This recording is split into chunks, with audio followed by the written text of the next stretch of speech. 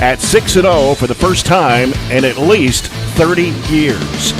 Hi, everybody from Trojan Field. Jay Turner alongside Robert Bauer for today's broadcast on 104 The Score, 104thescore.com, and BC Live. Our studio producer is Todd Belcher, and this is the Don Franklin Glasgow countdown to first pitch. Barren County is 15-10 overall, currently 5-0 in District 15 with 2 wins over Warren East, 7-4 and 4-3. 2 wins over Allen County Scottsville, 11-1 and 3-2, and the 9-5 win Monday over Glasgow. The Trojans are also 8-4 against 4th region teams. Glasgow is 11-15 under new coach Cameron Garman, who succeeded the legendary Sam Royce. The Scotties are 2-3 in District 15 with 2 wins over Allen County Scottsville, 8-5 and 7-3. 2 losses to Warren East, 12-4 and 8-4, and Monday's 9-5 loss to Barren County. They are 7-11 against Region 4 teams. Yesterday's rematch with the Scotties was canceled due to wet field conditions here from Monday night's rainfall. So this is the Trojans' 4th game in 6 days. They defeated Campbellsville Friday 9-5, then lost by just 1 run to Owensboro on Saturday 11-10, and the 9-5 win Monday over the Scotties. This is also the Scotties' 4th game in 6 days. A win over Franklin Simpson Friday 8-4 in 8 innings, defeated Elizabethtown Saturday 6-5, and the loss to the Trojans on Monday. Barren has won 9 of its last 11 games, 2 losses, both by 1 run to Logan County 10-9 and Owensboro 11-10. There are 9 seniors on this year's Glasgow team that finished 13-16 last season, losing to Barren County in the 15th district tournament, but split during the regular season. So in the upcoming District 15 tournament that will be played at Allen County Scottsville beginning Monday, May 20th, it's only 2.5 weeks away, the Trojans will play Allen County Scottsville, the 4 seed, 0-5 in district play, while Glasgow 2-3 will meet Warren East at 3-2. Warren East on Monday defeated Allen County Scottsville 11-5. Of course, we've got some other games on tap. We'll try to keep you updated on scores this afternoon. In baseball, Warren East is at Allen County Scottsville. In softball, Glasgow is hosting Cumberland County in a game that was supposed to have been played yesterday.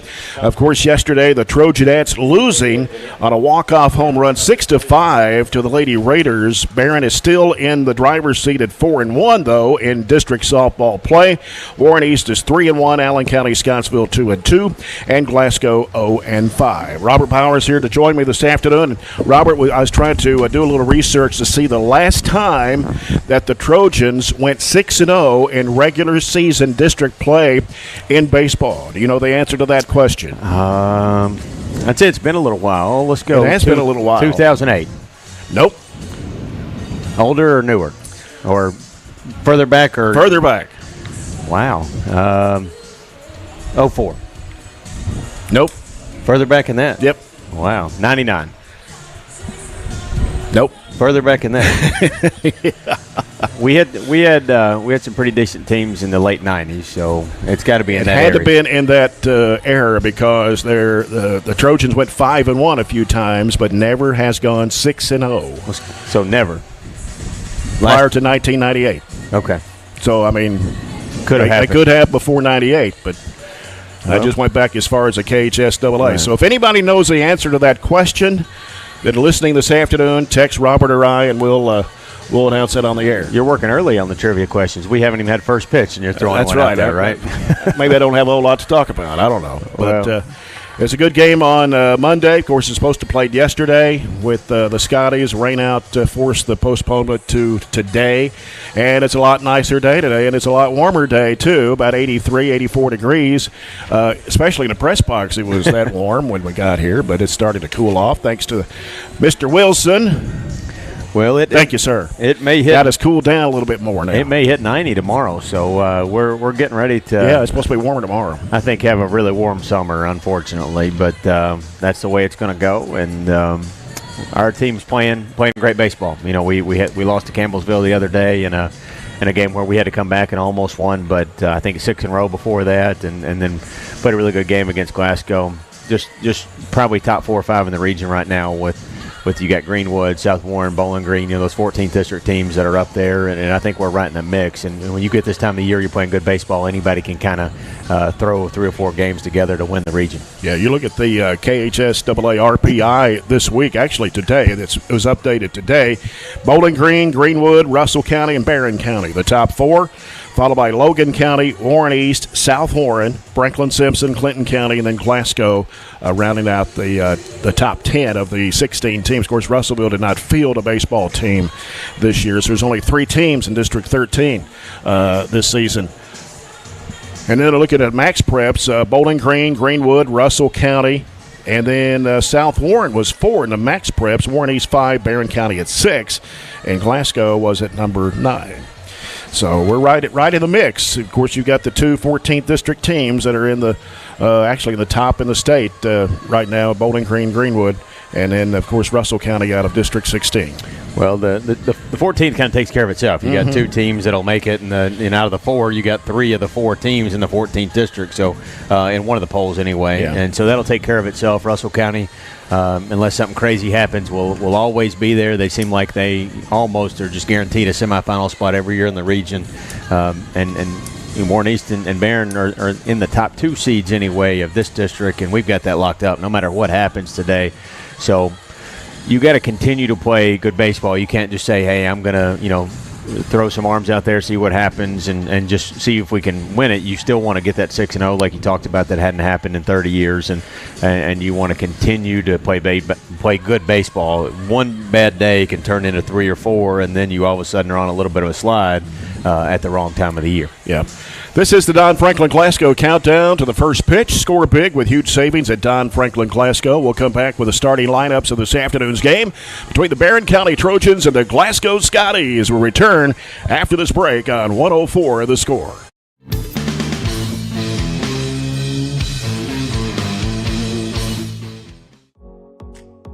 Well, definitely being in FFA is the biggest perk of being in ag. FFA is not just for farmers. It's a leadership opportunity, and it helps you just find so many new opportunities that you wouldn't have gotten into otherwise. My favorite thing in FFA is probably the contest. There's so many different competitions and speaking contests, just so many new experiences and opportunities that I wouldn't have gotten to get if it weren't for being in ag and in FFA. A nationwide effort is underway to bring high-speed internet to small-town America. Rural broadband providers are taking the initiative. Their goal? To enhance quality of life by creating smart rural communities, which utilize a robust fiber network to jumpstart economic growth, to build thriving smart rural communities with the transformative power of rural broadband networks. What began as one branch in the heart of Monticello in 1895 has grown to 21 locations in 14 counties across Kentucky, including this outstanding community of Barren County. For over 128 years, it's been our mission to be the premier financial institution to the communities we serve, offering a full range of products for both individuals and businesses, as well as superior customer service. Your faith in us has been essential to our success, and we are honored to serve you. Member FDIC, Equal Housing Lender. Introducing the Glasgow EPB Customer Payment Portal and mobile app. With our new sleek and user-friendly payment portal, managing your Glasgow EPB services has never been easier. And if you need to make a payment on the go, our new mobile app lets you pay your bills with just a few taps. The Glasgow EPB Customer Payment Portal and mobile app, because managing your Glasgow EPB services should be as simple as flipping a switch. Visit glasgowepb.com/billpay today to sign up and download the app. James Brown and John Butler talk local Barren County, Glasgow, Cabrera Sports Mondays at 4. The Brown Sports Bag on 104 The Score.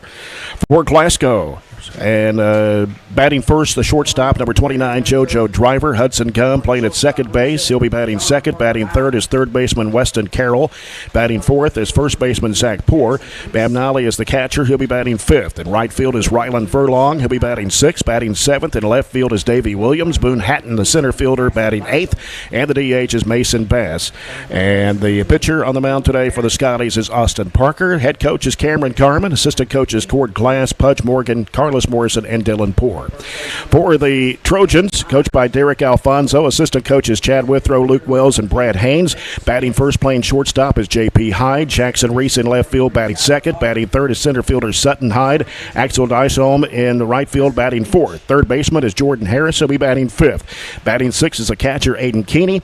Joey Myers at first base, batting seventh. The DH is Jacob Spence. And batting ninth, playing second base, is Skylar Potter. The pitcher today on the mound for the Trojans is the only senior on the team, and that's Tristan Meach. We'll come back with the opening pitch after this break on 104 The Score.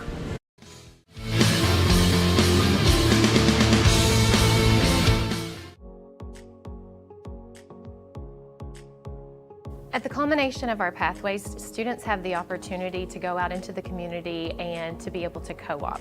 It's through these experiences that kids get real life experience. They get to practice the skills that they learn in the class hands-on. I'm working here at Commonwealth Broadcasting Corporation, and it's just really awesome. I get to do lots of cool stuff like write commercials. I've voiced a couple commercials, and I just kind of help out with whatever anybody needs. My favorite part is getting to meet all the different kinds of people and also just getting opportunities like this co-op. It's really just been a wonderful learning experience. Favorite part is just being able, instead of being in a classroom where you have to sit all day, you're doing your own work for something that you're actually interested in. I would recommend this course to other students just because it'll let them know if they would like to do this for a career.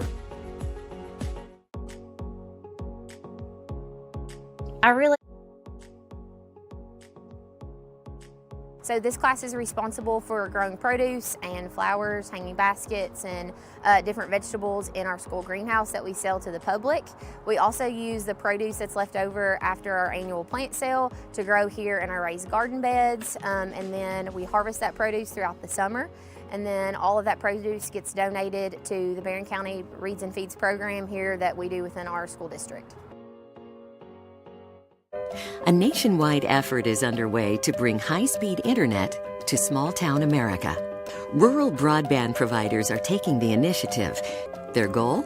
To enhance quality of life by creating smart rural communities, which utilize a robust fiber network to jumpstart economic growth, to build thriving smart rural communities with the transformative power of rural broadband networks. Day of May. Can you believe it's May already? Of course, that's what they say on all the newscasts. Can you believe it's May already? No, not really.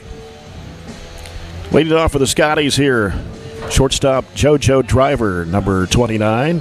Again on the mound today for the Trojans is Tristan Meach.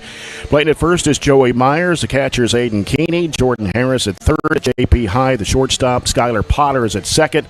And in the outfield, you got Jackson Reese in left field. Sutton Hyde. Center field, Axel Dysholm in right field. Only one senior on this Trojan team, that being Tristan Meach.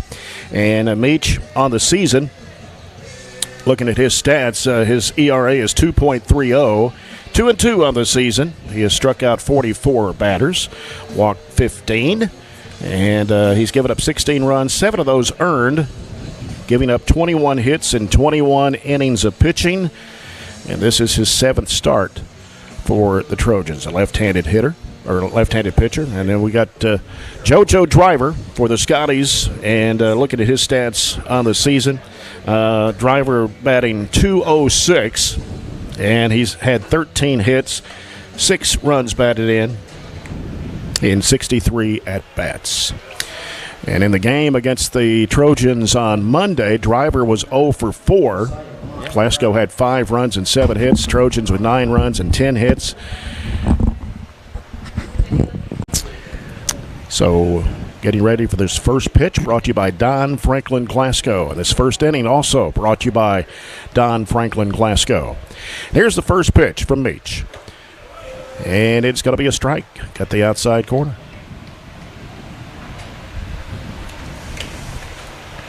Joey Myers pitched in the game Monday against the Scotties, throwing 108 pitches.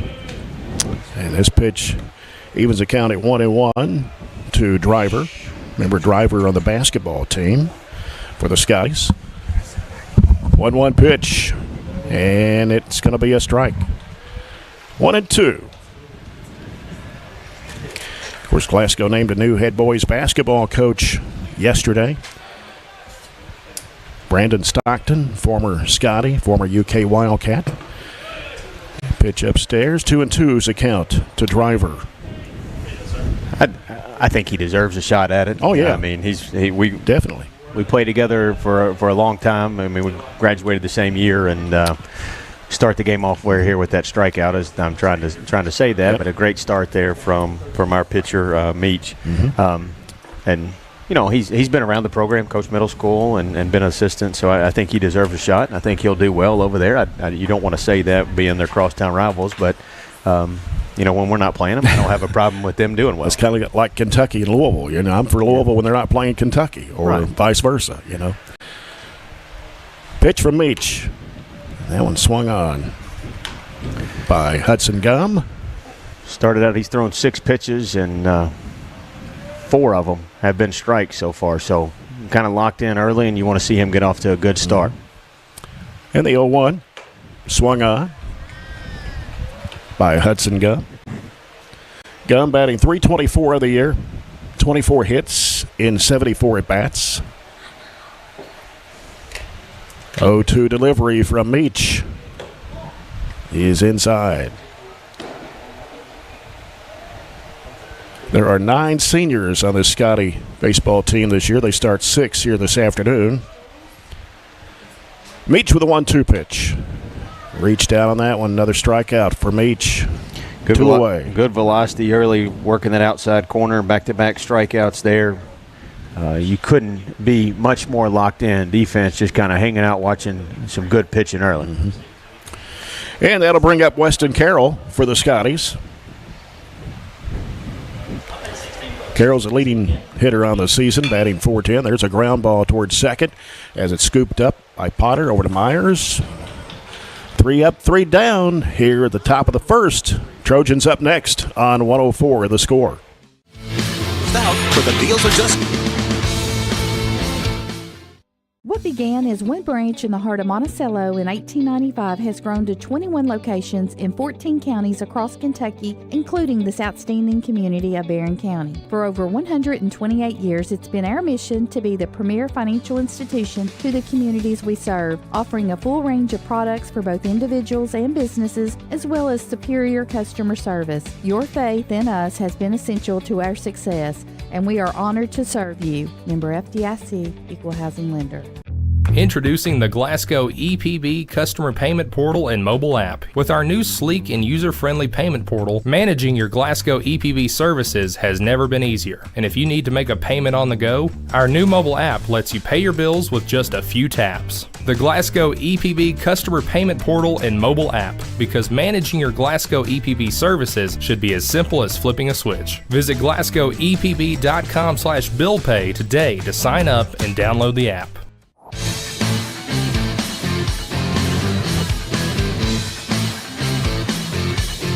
For the Trojans, facing Glasgow pitcher Austin Parker this afternoon. Parker, ERA of 4.54. He has 4 wins, 2 losses, and a save on the season. He has struck out 20, walked 19, given up 39 runs, 24 of those earned. He's also given up 37 hits and 37 innings of pitching. This is his 7th start in 14 games for Coach Cameron Garman. Of course, Garman taking over for the legendary Sam Royce, who coached around 40 years for the Scotty baseball team. You know, you told me you were going home to grill pork chops, and I'm thinking, where are they? Well, it was my night to cook supper and my night to do the baseball game, so I had to get home and run Did you get quick. to eat? That's the question. I didn't even eat, but we'll eat afterwards. Hopefully we can maintain this pace. I'm sure we won't, but get a lot of runs on the board early. We put up 9 spot on them on Monday. 7 of those were earned. They threw 3 different pitchers at us, but this kid they've got on the mound here is their leading inning pitcher, and you said he started half of their ball games. And here's the pitch from Parker. in the dirt and over the catcher. Well, that was about 55 feet. Yeah. I mean, it's like halfway between the mound and the plate. Pitch to Hyde. Wow. It sails over the head of Hyde. That was outside of the That's outside the box. batter's boxes, right. So complete opposite of what we saw out of Tristan. Not around the plate. The 2-0 pitch. Struck him. Hit him right across the chest there, and didn't make much of an effort to get out of the way, but also knew how important it was to get a leadoff base runner. And you don't see JP taking a lot of those. No. He hits over 400 and wants to swing the bat, but we also know how important it is to get off to a good start on the pads. It's JP's 14th walk of the season. And stolen bases, he's 12 of 14. He's leaned off about 10 feet. And trying to go bunt was Reese.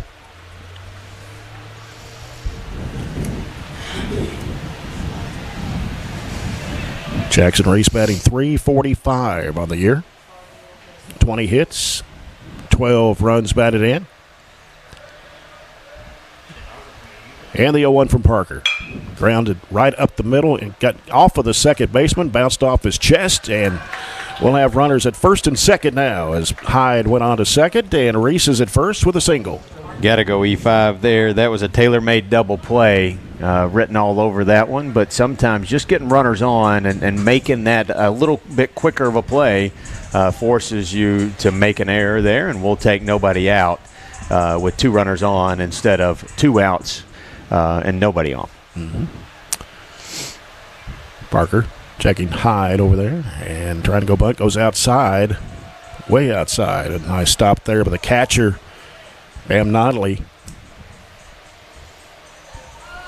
Sutton leading average on the team, and that's 444. When you get the bunt signal, no matter where you are in the lineup, you try to execute it, and I'll be happy either way. And that pitch goes down the pike for strike 1. Sutton Hyde's hit 1 home run this year, 32 hits, 19 runs batted in, 12 doubles, 1 triple. Showing bunt there, just probably taking until he got a strike. He gets one, so he'll be swinging away more than likely. Parker checking second. Now throws, and it's a swing and a miss. That one fell off the table on him. He had that one lined up, and breaking pitch just missed that one over top of it. 1 ball, 2 strikes, no outs. Trojans with runners at first and second. Parker now throws, and the pitch is high. They're not even acting like they're holding JP back there at second. He could get a ginormous lead and pretty much take third if he wanted to. Now they work behind him a little. Yep, Parker. And that's going out to left field. Sliding over and making the catch, Davey Williams. And runners will hold up where they are at first and second. 1 away for the Trojans as it brings up Axel Dyson. Dyson batting .328, 2 home runs, 19 hits, 26 runs batted in. Still runners on first and second, 1 out. Parker checks Hyde at second. Now delivers outside.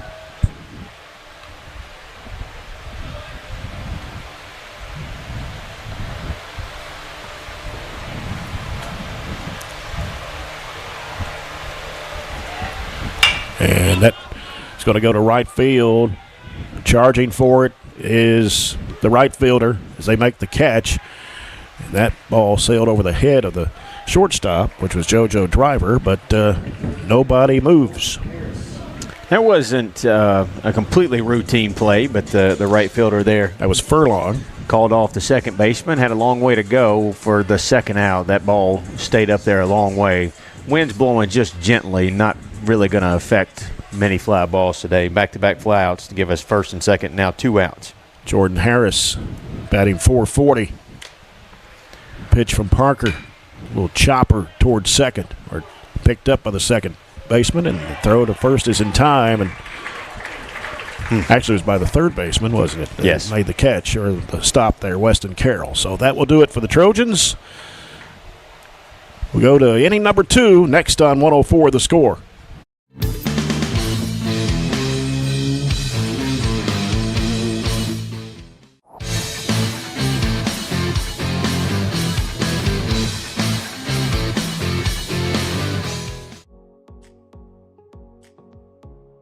Either learning about animals or being outside in the greenhouse. My SAE project is a farm-to-table cookbook. I like to cook, so I thought that I would make a collection of recipes that you can get the products for here in Barren County. Being able to see them make the connection between what they're learning in class, how to grow and produce their own food, that hands-on learning piece that they might not get otherwise. And so that's really rewarding for me. A nationwide effort is underway to bring high-speed internet to small-town America. Rural broadband providers are taking the initiative. Their goal? To enhance quality of life by creating smart rural communities, which utilize a robust fiber network to jumpstart economic growth, to build thriving smart rural communities with the transformative power of rural broadband networks.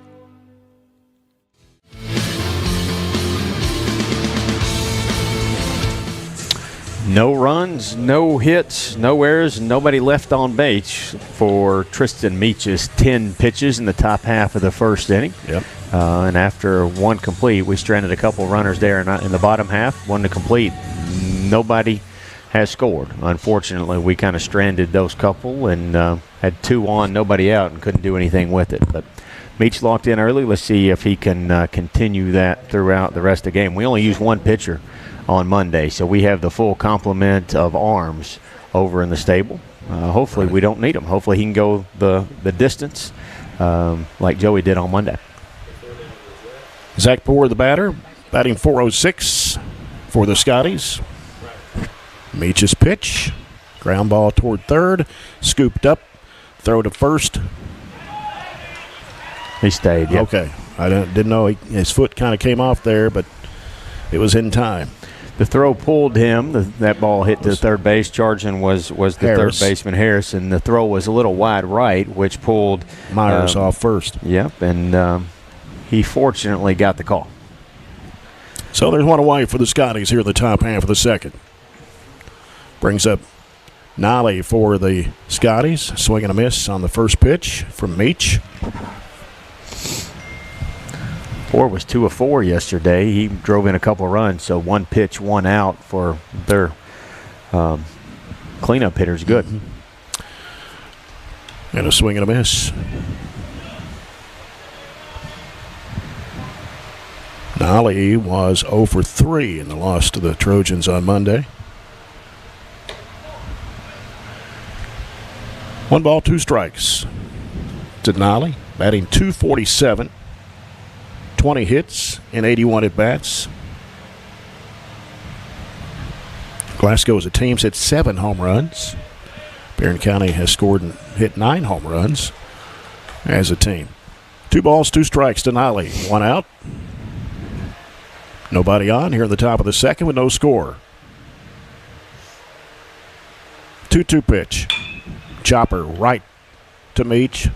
Little under throw over to first. To Myers, and there's 2 down. Had enough of a backspin there that he was able to gather himself coming off the mound and easily fielded that one. 1-3 put out for the second out of the second inning. Rylan Furlong is next for the Scotties. The right fielder.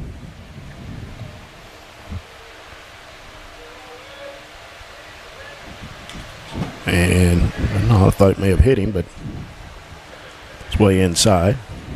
He's able just to jump out of the way. That's the first errant throw in 17 pitches that he's had. We'll give him 1 every 17 or so. Furlong batting .160. 8 hits. The 1-0. And that's delivered a strike. Comebacker there, tried to go inside again, but caught the inside edge. Furlong was 0 for 2 in the game Monday against the Trojans. Pitch low and inside, 2-1. Glasgow Cumberland County softball game. Looks like there's no score after one. And no score between Warren East and Allen County Scottsville in baseball after one. 3-1 to count. As deep in a count as he's gotten on any batter. Goes 3-1 there, and see if we can avoid the walk to a guy that's not hitting over 200. Mm-hmm. And could not. First walk, first guy aboard. Before that, he had retired the first 5 batters of the game, and with 2 outs, they put a runner on via the free pass. And Tristan Meach, we talked about his ERA at 2.30. That's only his 16th walk of the season. The lefty has that advantage to just erase that with a quick pick. And Davey Williams in the box. A little check swing on that one, but it's 1-0. Just out of the zone. Mm-hmm. Little high, a little outside, but could have easily been called a strike too. Meach checking Furlong out at first. And throws. Furlong dives back in. That wasn't his best move by any means. He had a little pause right there and sold the fact that he was going to first base, so easily read there. Yeah. And there's a swing and a miss by Williams. Williams batting .297. 19 hits, 16 runs batted in. He's hit 3 home runs. Had 1 in the game against the Trojans on Monday. Pitch from Meach. Strike. Swung at a high one. Yep. Yeah. 1-2. Williams was 2 for 2 Monday. 2 runs batted in. Of course, that 1 home run he hit that total now 3 on the season. Yep. Got him. Perfect spot there. And that will end the inning for the Scotties. We played an inning and a half. There's no score between Barren and Glasgow on 104 The Score.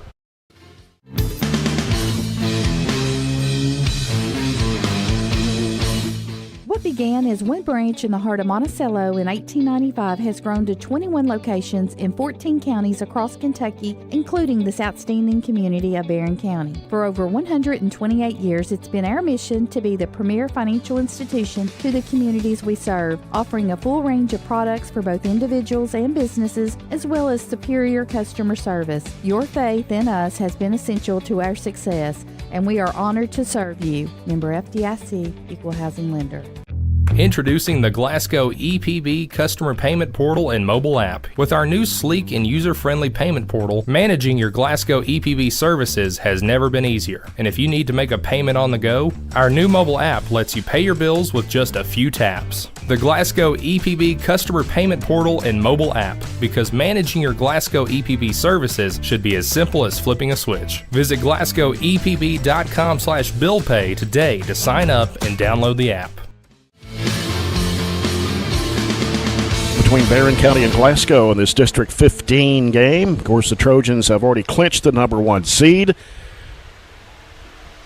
They'll play Allen County Scottsville 2 weeks from Monday down in Scottsville in the 15th District Tournament. Glasgow will play Warren East, just trying to finish out the regular season games. It's Warren East and Allen County Scottsville finishing up today over in Scottsville.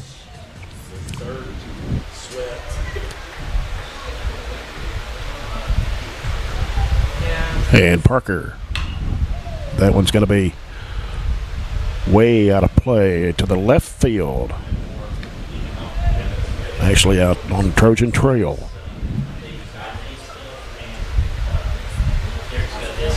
Aiden Keeney, the hitter. Here's the pitch. Ground ball right up the middle and made a little hop as it got into the center field area. Single for Aiden Keeney.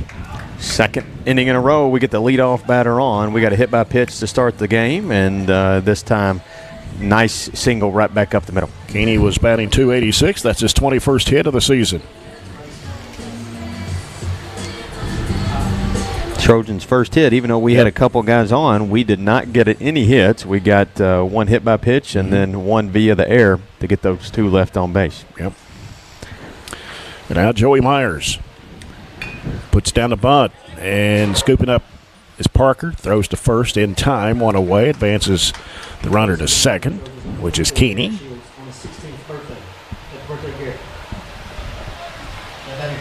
Now Jacob Spence, the junior DH today for Coach Derek Alfonso. Spence batting .325, 13 hits. Garrett Shields. 4 runs batted in. Sorry, Garrett Shields is the courtesy runner out on second base. So he came in for Aiden Keeney, the catcher. Jacob offered at that first pitch.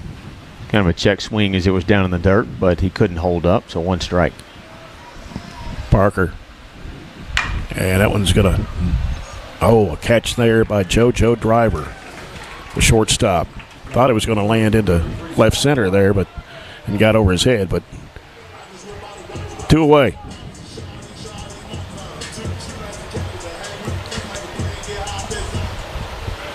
Skylar Potter for the Trojans.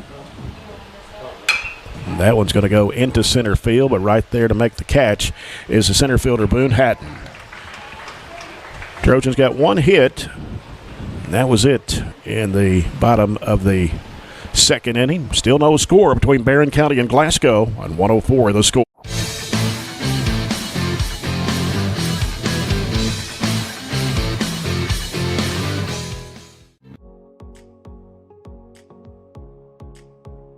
At the culmination of our pathways, students have the opportunity to go out into the community and to be able to co-op.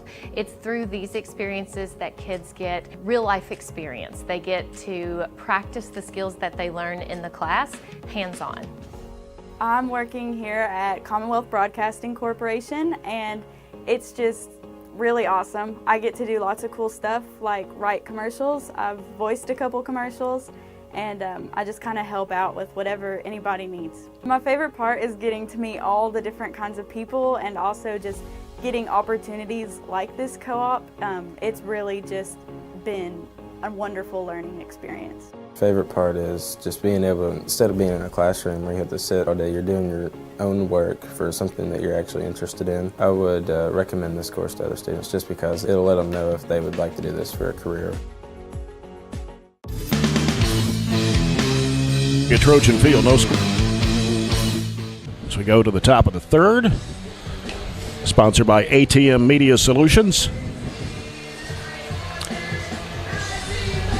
And it will be Boone Hatton, followed by Mason Bass, and then JoJo Driver back at the top of the order.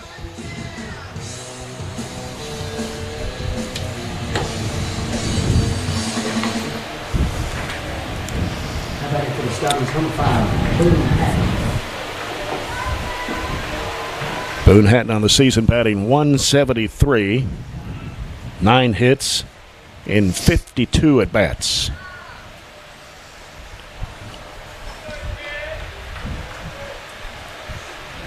Tristan Meach, 25 pitches so far, and that pitch is low.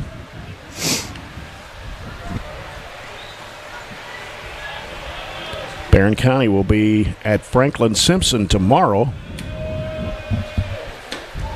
Check swing outside, 2-0.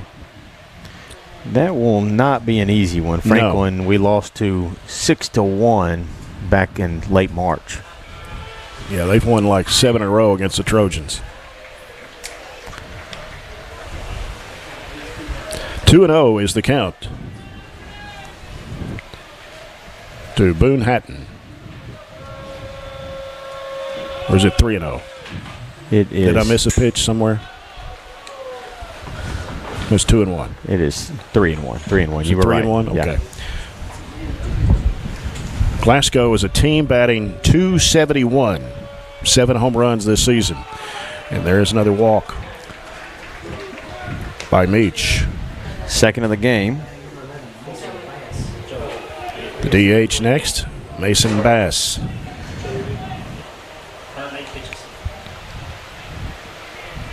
Bass batting 103. Just 3 hits on the season and 29 at bats. Easy throw over to first as Hatton is there. I know it's not something you can prevent always. You going right at the 8-hole hitter, but you don't want to walk a kid that doesn't bat 200 and then. That's twice already in this game. That's correct. And that delivery from Meach is a strike. You don't see a lot of umpires. This guy is a brand new guy, but he's doing a great job. He was pitching coach at Greenwood for a long time. Left-handed batters, he goes out to the other side. You don't see that a whole lot. Lefty against the lefty here. Meach with the 0-1. Got the outside corner. Or did it? It did. Yeah, okay. Yeah, 0-2. Yeah. He has worked primarily that left side of the plate. Hatton is at first for the Scotties. There are no outs. Pitch. Just another strikeout there for Tristan Meach. Put it right there on the outer third of the left side away from that batter, and good comebacker there after walking the leadoff guy, getting a strike out to get your first out of the inning. Scoreboard update. Glasgow, Cumberland County softball, still no score after 2. Throw back to first, trying to get Hatton off. Not a big enough lead really to worry about him a whole lot, but he actually did kind of flinch towards second as the move was being made, just wasn't leaning far enough. He's about a step and a half off the base. He's a step and a dive away from getting back. JoJo Driver, the hitter, back at the top of the order for the Scotties, showing bunt, and there's a throw to second, and it is in time. Not even questionable. Yeah. That was a really a poor jump, to be honest with you. A great catch and release. Super quick pop time there from Aiden Keeney, and throw was on the money. Caught it. Right to Skylar Potter there. Yep. 2 away for the Scotties here in the top of the third. Warren East leading Allen County Scottsville, bottom of the third, 2-0. Lay down a bunt. That's Driver having a hard time as it in time. And yes. Not an easy play, but it was good close play. Well, Keeney really had to charge for that one as Meach was out there as well. That does it for the Scotties. Here in the top of the third, still no score on 104 The Score.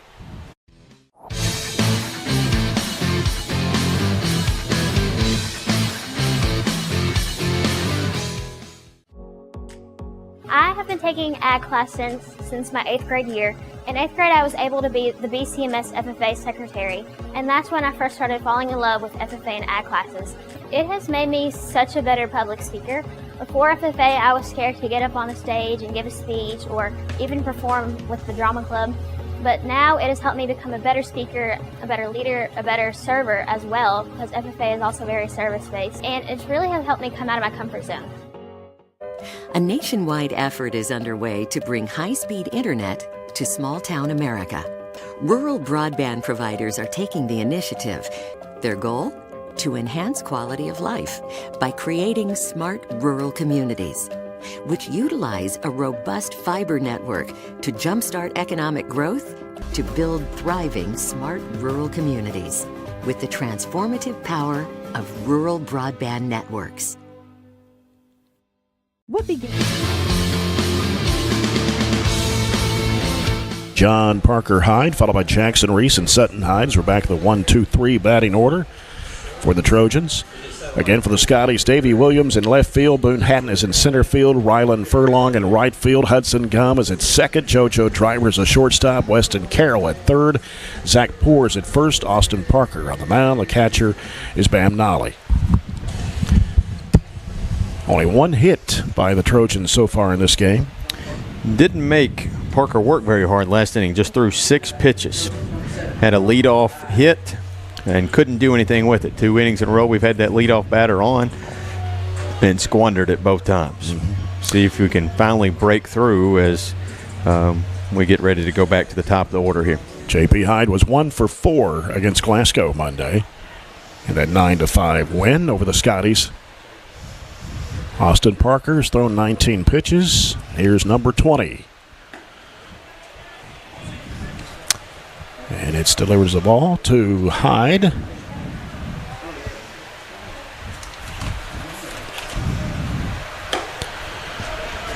And we got a 2-0 count to JP. Same spot, 2 high ones laid off of. That's 2-1 as Parker delivers a strike. Again, Parker 4.54, and that one is popped up in field. Looks like Driver is there waiting for it and makes the catch. A shortstop for the Scotties, and there's one away. Jackson Reese up next for Barren. Reese was 1 for 3 in the win over the Scotties on Monday.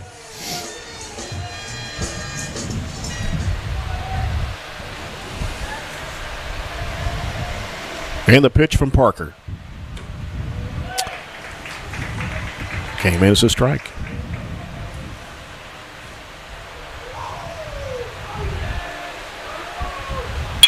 Grounded. Got by the third baseman into left field. As Reese gets a single. Next up for the Trojans, number 2, Sutton Hyde. That'll go down as the second hit of the afternoon for the Trojans, just under the glove of the third baseman. That would have been a very difficult play, even if he'd have been able to come up with it.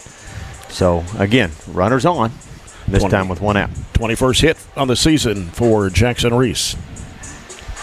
And Sutton Hyde's the hitter. Sutton skied one to left field his first time up. Had a good game against the Scotties on Monday, 2 for 3 with 2 runs batted in. That was close. Breaking ball on the outside corner. That one was probably coming a little high. Reese at first. There's 1 out for the Trojans. Here at the bottom of the third. Here's the pitch from Parker, and it's outside the plate. Historically, Glasgow has had really good catchers. Called behind some really good catchers over there for many years. One of their really good catchers is now one of their assistant coaches in Pudge Morgan. But I would be tempted to test one of their arms here and be aggressive with 1 out and the meat of our lineup up here. Counts 2-0 to Sutton Hyde. Pitch from Parker. That one low, 3-0. 3-0 is not a count you probably want to run on. You want to see if he'll offer something up that you can drive or just see if we can get a walk. Reese is 3 and 4 on stolen bases, and that pitch is going to walk. Sutton Hyde. 4 straight pitches. So now the Trojans have runners at first and second with 1 out. Brings up Axel Dyson. It's the first free pass of the afternoon issued by Glasgow pitching.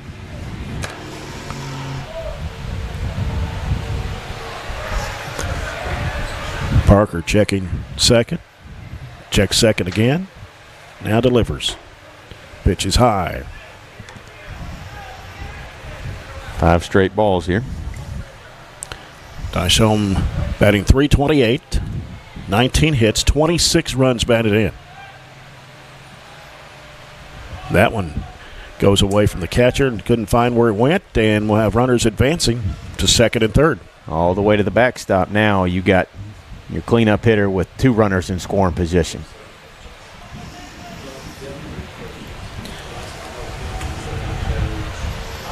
Reese is at third. Sutton Hyde at second. 1 out. The count's 2-0 to Dyson. Anything in the outfield is going to score 1 here. Just get a bat on it or keep taking pitches and make him throw some strikes. Yep. Here's the 2-0. And he swings at that one. You know, going into the inning, we said he only had thrown 19 pitches, just 6 last inning, so he's running that pitch count up now. 2 balls, a strike, 1 out. Trojan runners second and third. Here's the pitch, and it is a line drive, and it will be a double play. Couldn't have worked out worse. That's the worst case scenario. Leaving 2 runners on, and only we got 1 hit in that inning, and it is still 0-0 between Barren County and Glasgow on 104 The Score. What began as one branch in the heart of Monticello in 1895 has grown to 21 locations in 14 counties across Kentucky, including this outstanding community of Barren County. For over 128 years, it's been our mission to be the premier financial institution to the communities we serve, offering a full range of products for both individuals and businesses, as well as superior customer service. Your faith in us has been essential to our success, and we are honored to serve you. Member FDIC, Equal Housing Lender. Introducing the Glasgow EPB customer payment portal and mobile app. With our new sleek and user-friendly payment portal, managing your Glasgow EPB services has never been easier. And if you need to make a payment on the go, our new mobile app lets you pay your bills with just a few taps. The Glasgow EPB customer payment portal and mobile app, because managing your Glasgow EPB services should be as simple as flipping a switch. Visit glasgowepb.com/billpay today to sign up and download the app. Well, we're moving pretty along here with the 4th inning getting ready to start here from Trojan Field. 0-0 between the Trojans and the Scotties. And this 4th inning brought to you by Southern States in Glasgow. Well, that's Hudson Gum will lead off. Moving quick when you have no runs, only 2 hits combined between the 2 teams, and each pitcher's throwing about 10 pitches an inning. That's working well on both ends. Tristan Meach, 35 pitches so far.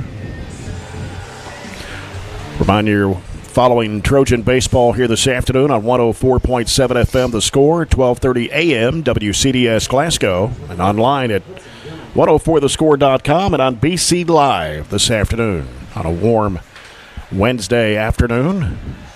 It's going to be even warmer tomorrow. Got softball action tomorrow. Trojanettes and Franklin Simpson will have that game for you here on 104 The Score. I think the rain moves in on Friday. Yeah, Trojans are supposed to play Central Hardin on Friday. So quality opponent. End of the week like that, you probably won't see their big arm Spurrier, but that's a team we were able to beat earlier up there. That was a good win for us. Pitch to Gum as a ball. And check swing. Oh, okay. Well, get that call there. I didn't think he went around, but I didn't either. But checked down, and he said yes, he did. Yep. So that'll even account. 1 ball, 1 strike to Hudson Gum. Pitch from Meach. That's flied out to right, and back there to make the catch is Dyshome. Shallow,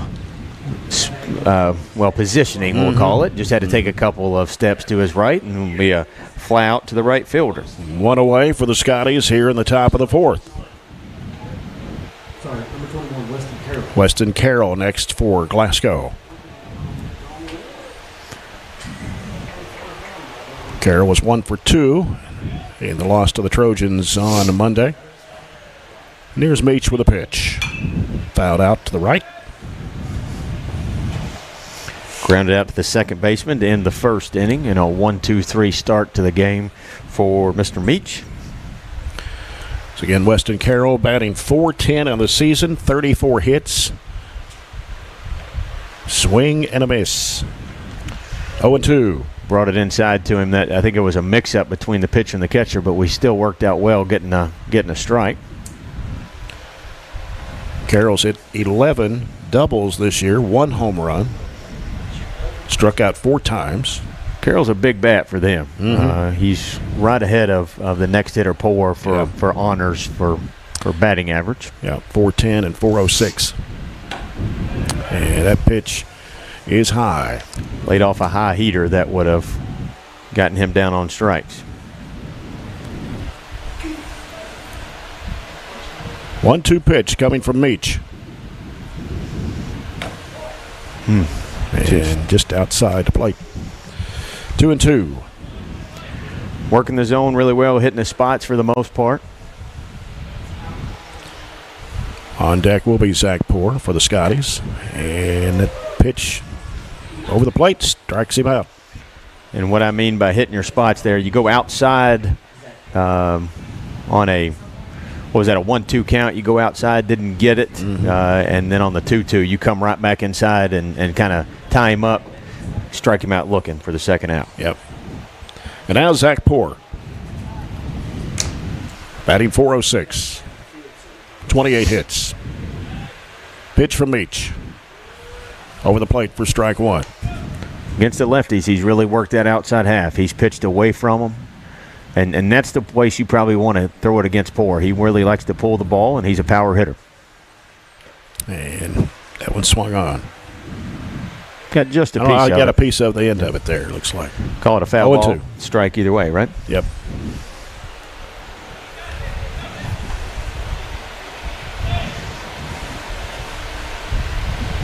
Meach with the 0-2 pitch. Grounds it down the first base line toward the Barren dugout. I'd try to waste one up high here and see if we can get Poor to chase one. Poor was 2 for 4 on Monday, had 2 runs batted in for the Scotties.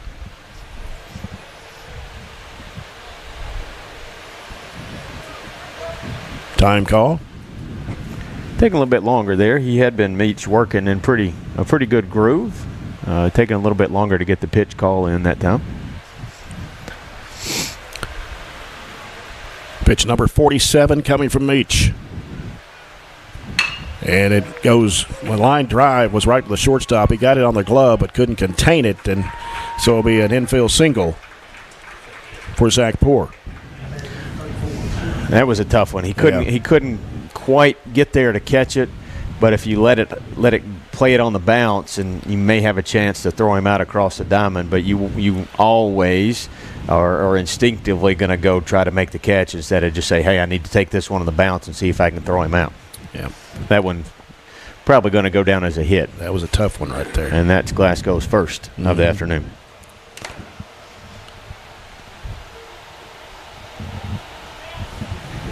Now Bam Nolly. Pitch high. Scotties have 2 outs. Pours at first. Still no score here in the top of the 4th. And the pitch from Meach. Got the outside corner. Gets the call there.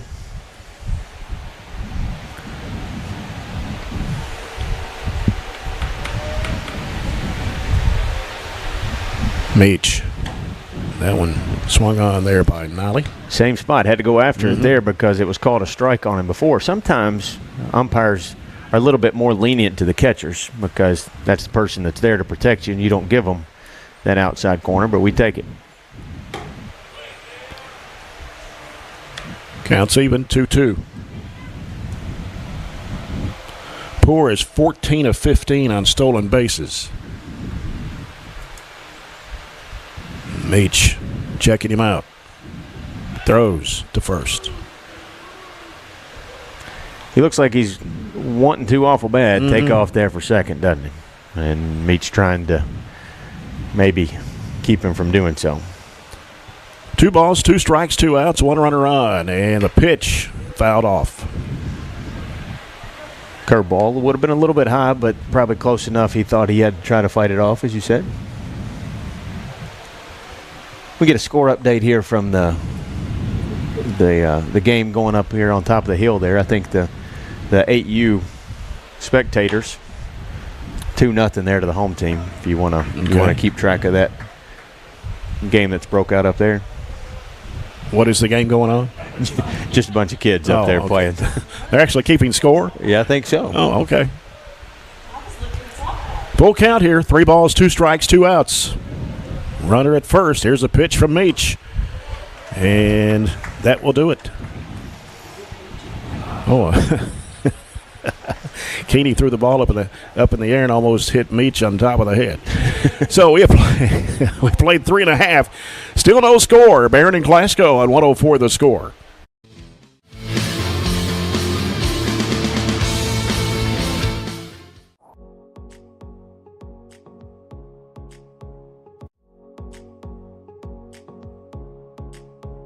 I'm super proud of what we've been able to build in the last few years in our program. Our goal has always been to set students up for success. But what this does is I think it is a game changer because it creates that next step of connections for students to what we're doing in the curriculum and allows them to really see hands-on what nobody else gets to see. I've absolutely loved the past 4 years being in biomed. I have got so many wonderful opportunities and it has prepared me so much for my future. I really feel like our rigorous curriculum really prepares them for med school, physical therapy school, pretty much any graduate medical degree. Our table is a great asset. It's really just a really good supplement to help their learning. Barren County High School is very fortunate to offer multiple career pathways. The biomedical pathway is just one of those, but our focus is always to have students hands-on experience that prepare them directly for the career that they're going to have when they graduate.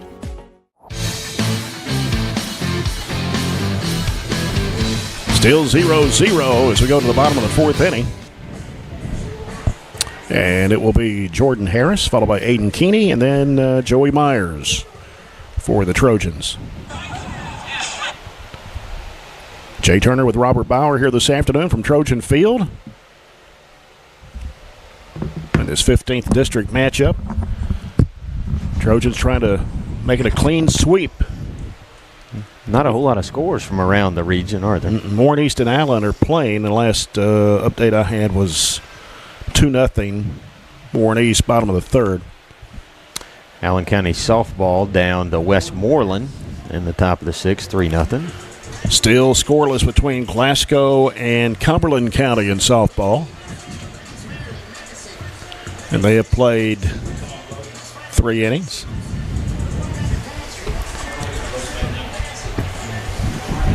All right. Jordan Harris 0 for 3 against the Scotties on Monday. Bottom of 4 we go. Moving right along. And the pitch from Austin Parker.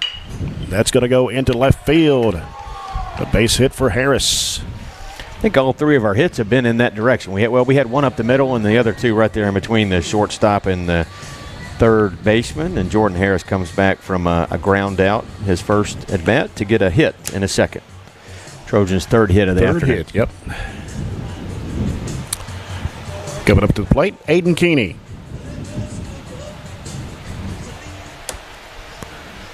Keeney 1 for 2 in the win over the Scotties on Monday. Pitch from Parker. He lays down the bunt. It's fair. Scooped up by Parker. The throw to first is in time to Poor, advancing Harris to second. Good bunt on the sacrifice. Now Joey Myers for the Trojans. Myers pitched in that game on Monday against the Scotties, threw 108 pitches, 7 hits. He gave up 5 runs, 4 of those were earned, and he had 4 walks and 3 strikeouts. A little chopper toward third. And the throw to first is there from Carroll to Poor, and there's 2 away for the Trojans. But that puts the runner at third now.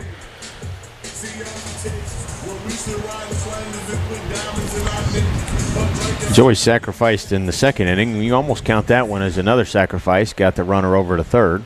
We'll call it a fielder's choice. And Jacob Spence, the DH. First pitch is a strike to Spence. Got Harris at third. There's 2 outs. Counts 0-1 to Spence. As Parker delivers. And Spence swings. Got him to chase that outside ball in the dirt to get to 2 strikes. You got to be careful here. You want that run awful bad, but we don't need to go chasing. 0-2. Pitch. Chops it toward third. And going to be a long throw to first. It is there in time. So no run scored, but the Trojans did tack on another hit. And it is still 0-0 between Barren County and Glasgow. We played 4 on 104 the score.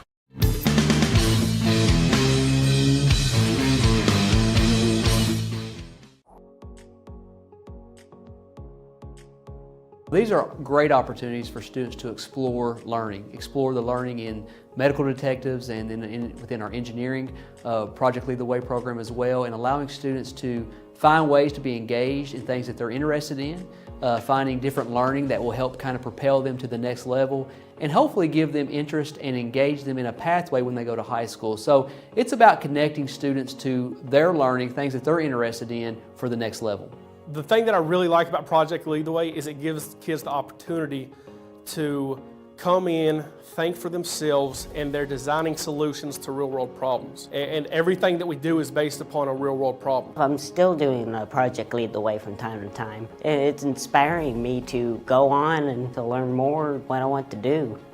We give the kids an opportunity to understand engineering, see engineering, and then say, hey, is this something you actually want to do in the near future? We go to the top of the fifth. Still no score between Barren County and Glasgow. This fifth inning brought to you by Farmers RECC. Regardless of what happens this afternoon, the Trojans still have the #1 seed in the 15th District Tournament coming up on May 20th. At Allen County, Scottsville, they will play the Patriots of Allen County, Scottsville, the 1-4 game on Monday. And then on Tuesday, the 21st, Glasgow will take on Warren East. With the championship on Wednesday, May 22nd. That's just 3 weeks from today. District tournament. 12 days of school left. Has it really gone by that quick? I mean, it's May. I mean, to you, has it gone by that quick? Absolutely. Yeah. I guess I'm officially old. They say the older you get, the quicker it goes, right? So I guess I'm getting old. That's true. Well, that one got away from everybody there and hit the umpire there right in the mask. That's why you wear it, but it doesn't feel good nonetheless. Rylan Furlong, the hitter for the Scotties. The 6, 7, 8 batters here in the top half of the fifth. It's important to get these three guys because once you go back up to the top, that'll be the third time they've seen Meach. And you know, percentage-wise, averages go up a little bit, and your chances to get them out go down. Meach with a 1-0. That one's flied out to the left. Charging for it is going to drop, and as Reese couldn't get over there in time. No way to get to that one. That was in kind of the Bermuda Triangle. You couldn't get the shortstop, the third baseman, and the left fielder. Nobody could get there perfectly positioned. That was Furlong. Furlong, yeah. Just their second hit. Had one back in the fourth and now have one in the fifth to add to it. And that's only Furlong's 9th hit of the season out of 51 at-bats. Well, he's had a good day. He walked and he's got a hit. There's a pitch from Meach. That one swung on by Williams. Williams batting .297. Struck out looking to end the second inning earlier. Meach throws this one in. It's over the plate, inside corner there for strike 2. They are standing on top of the plate. Yeah, they are. I mean, they're right there on it. But we're working the inside to make it difficult for them. Meach checking the runner at first. Throw. Fouled out of play to the right. A little surprised he didn't throw over there, but 0-2 count. You want to go at the batter and not worry about the runner maybe.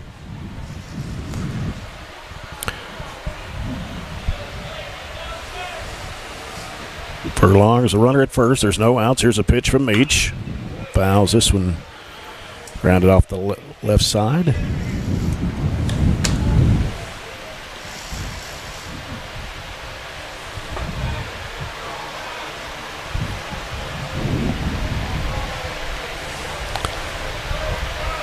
Meach. Pitch is high. Throw back to first.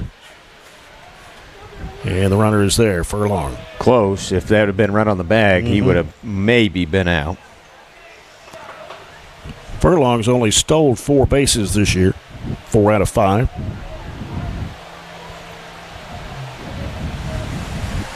Pitch from Meach. And he got him striking, swinging on that one. 1 away. A little frustration there from the kid. Not sure why. He swung at it, but he struck out twice, probably why. I guess that would be a good reason.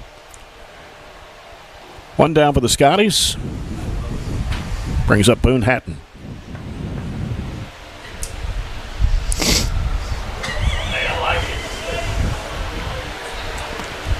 Meach delivers. Swung on by Hatton. Kind of bounced back after he's had that open and walk.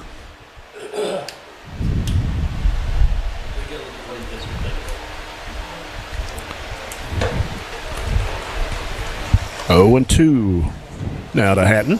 Another kid he walked earlier in the third inning this time.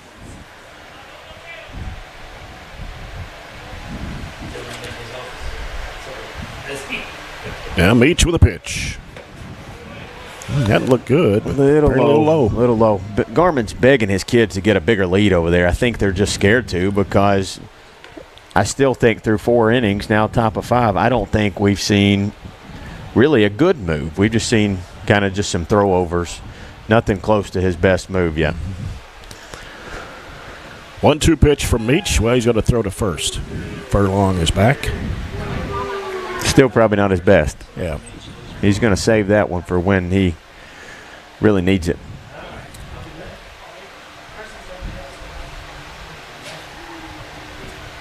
Meach with a pitch. Another strikeout for Meach. Back-to-back ones. Hatton swings. 2 down.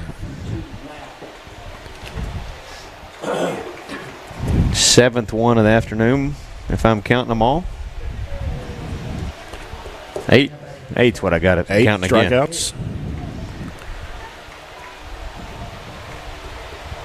Yep, 8. Mason Bass, the hitter. Swings and misses. No, that's 2. Number 2. Stephen Garrett. Okay, he came in for Bass. Yeah. Didn't see the number there.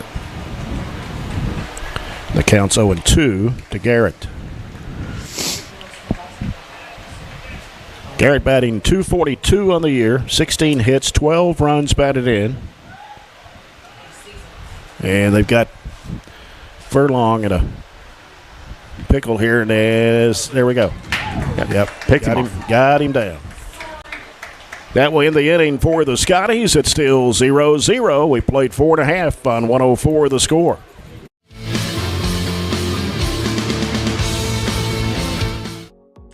Medical Detectives is part of the Project Lead the Way curriculum, a feeder to the biomed program at the high school. One of the things that I really enjoy about this class is that it does expose the students to a number of different medical careers and give them ideas that there are numerous potential career opportunities for somebody in the medical field. I would definitely recommend the class for someone who has interest in medical sciences. And you'll learn a lot about the brain, vital signs, and just all around a lot about science. Classes that we're offering here with Project Lead the Way, it allows them to have those real world problems where they're able to connect with each other, connect across soft skills that they're able to develop and work through those problems together. And so within our school, within our district, we provide lots of different opportunities for students to learn, to grow. And so that's what our goal here is at Barren County Middle School, is to empower students through our learning opportunities.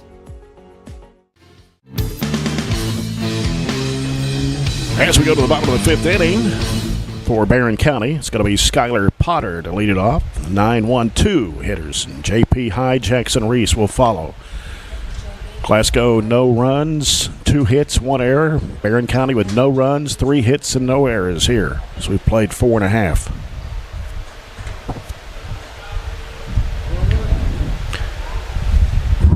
Trojans have a game tomorrow, as we mentioned, at Franklin Simpson, and they play back here on Friday against Central Hardin. We're scheduled to broadcast that game on Friday, weather permitting. It's busy here the last 2 to 3 weeks of the regular season that's left. 39 pitches. Is that what Glasgow's throwing? 39. That's right. That's not even 10 an inning. That's 4. We need no, that's 9 point what?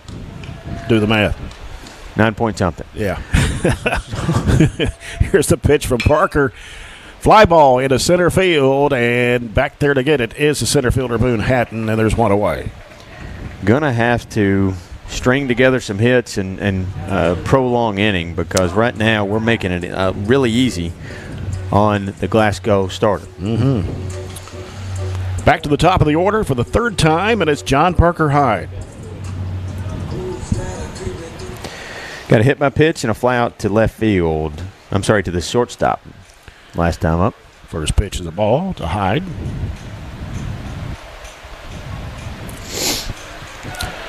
Parker. And Hyde swings on that one. Nice pitch. A little breaking ball right on the outside corner. A little in front of it. And that one grounded off toward the Glasgow dugout.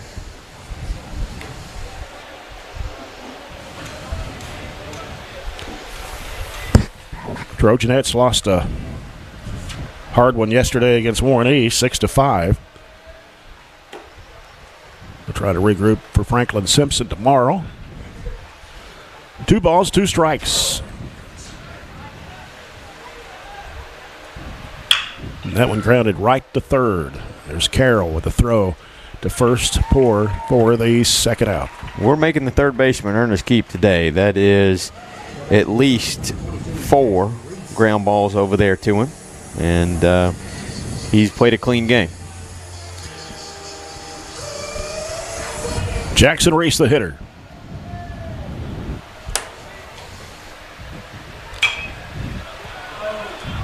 They fouled out right side.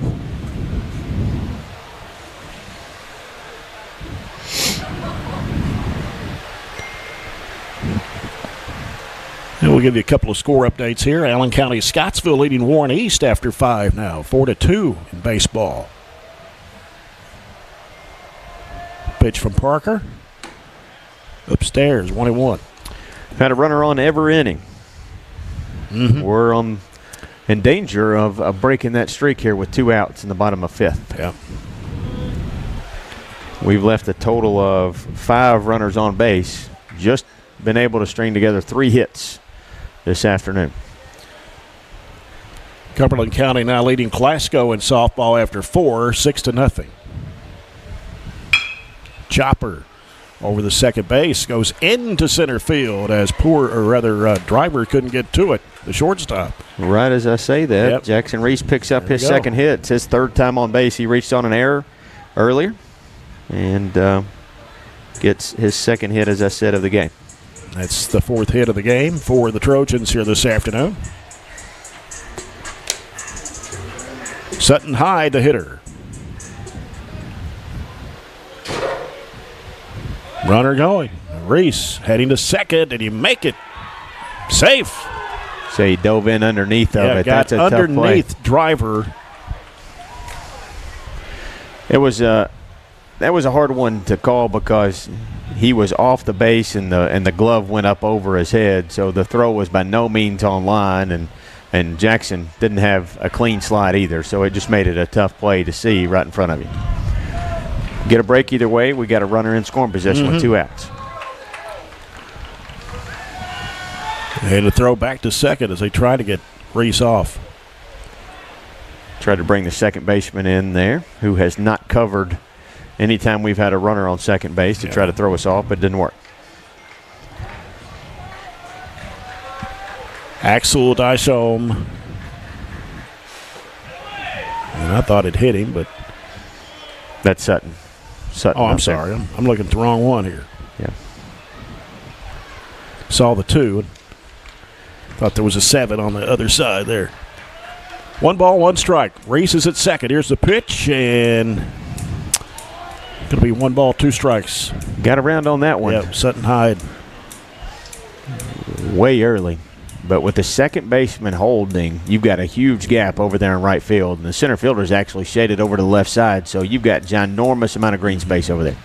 That one sails over the head, but the catcher there, Nolly, was able to stop it.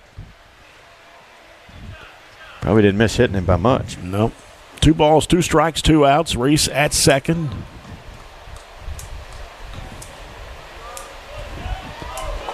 Sutton Hyde.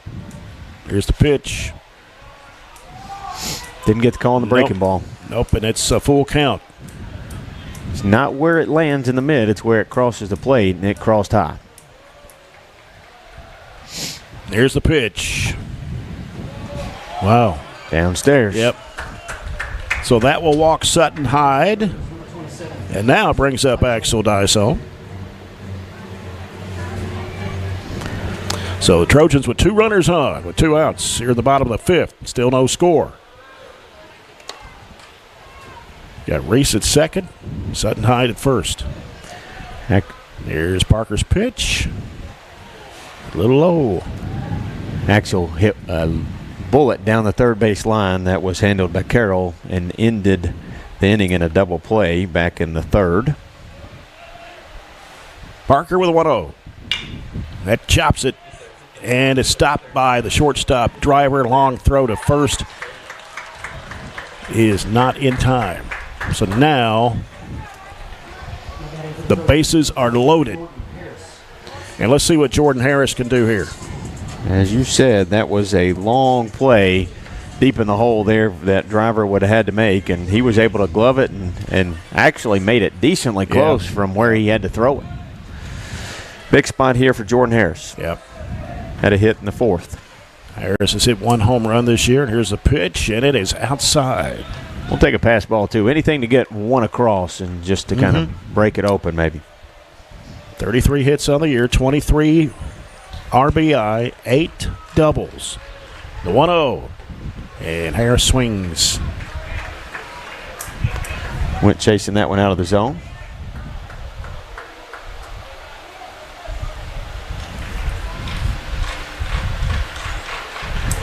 Parker with a 1-1. That's grounded. To Hudson Gum. There's the throw to second, and it is there. Just barely. Barely is correct. Yeah, but they keeping it. And all that matters. Well, yep. And we have played 5. There's still no score between Barren and Glasgow on 104 The Score.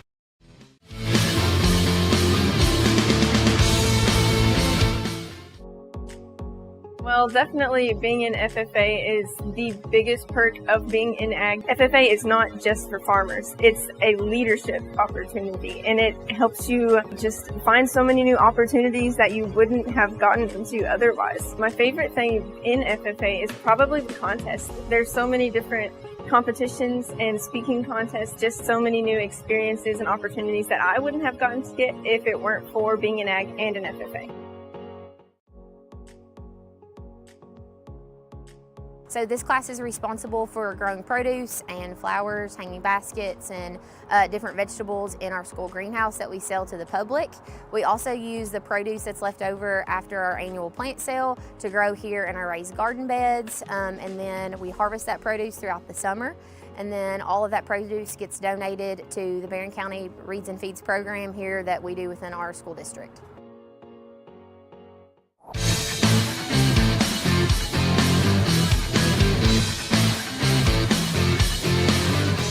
Score between Barren County and Glasgow. The Scotties have 2 hits, 1 error. Barren County with 4 hits in this game, but still no runs scored by either team.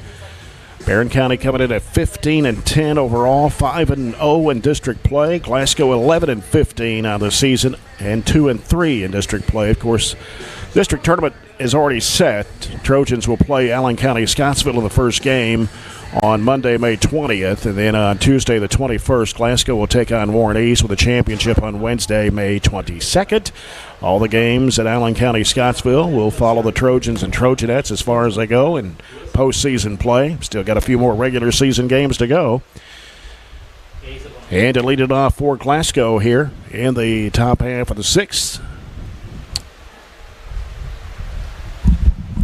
is Stephen Garrett. So we're at the bottom of the order. We've got the 9-1-2 hitters for the Scotties. And a swing and a miss there by Garrett. Evens account, 1-1. Bass started the game there in that DH slot, but Garrett has come in there for him. He was actually up in the last inning and was at bat when they picked off Furlong. Mm-hmm. Pitch from Meach. Fouled off to the right. Meach now at pitch number 71. It's actually not a bad pitch count at all. And we're in the 6th inning, so yeah, you just average it out. What, 11, 12 an inning? And there's a strikeout from Meach, 2. Garrett, and there's one away. And JoJo Driver up for the Scotties. Driver batting .206, as we mentioned earlier, 13 hits on the season. And that pitch delivers a strike from Meach to Driver. Yeah, last strikeout, number 9 for Meach. The 0-1. Another strike to Driver. All around the plate, and good things happen. 0-2 pitch from Meach. And he swings on that one. And that's strikeout number 10. Is that right? Yes, sir. And there's 2 away. Sorry, that's Driver's second one of the night. And brings up Gum, who's also been a strikeout victim and flown out to right field. Mentioned Gum's batting average of .324 earlier. 24 hits, 11 runs batted in. And pitch outside the plate. Right on the corner. Mm-hmm.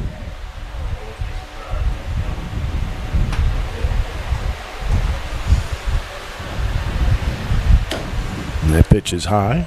It's 2-0 now to Gum. Talked about the third time through. It gets a little tougher, but the more you can minimize the numbers you see, obviously the more success you have. But we got to help him out and put some runs on the plate when we get back to bat. Yeah. Now the count's 3-0 to Hudson Gum. I don't think he had thrown more than 2 balls to the previous 2 batters, and now he runs this to a 3-0 count. Need to come back, just put one center cut here to see. If he swings, defense is there to back you up. 3-0 pitch from Meach. Yeah, it is a strike.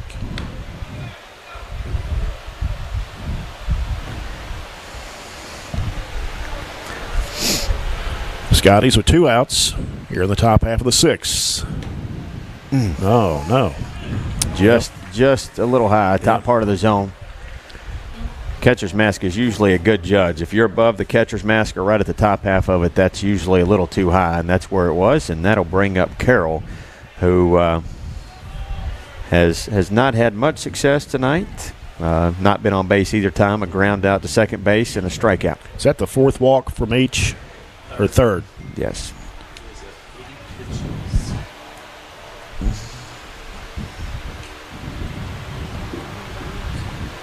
Weston Carroll, the batter. He had a walk back in the 2nd, a walk back in the 3rd. That was a nice pitch from Meach. Dropped right in there, didn't it? Gum is at first. There's 2 outs. Counts 0-1 to Carroll. And here's the pitch. He tipped that one off foul. 0-2 the count. Right into the backstop. I wouldn't try to blow one by him here. I think he's kind of geared up for it. Something off speed, change up. Maybe a slider there right on the knuckles.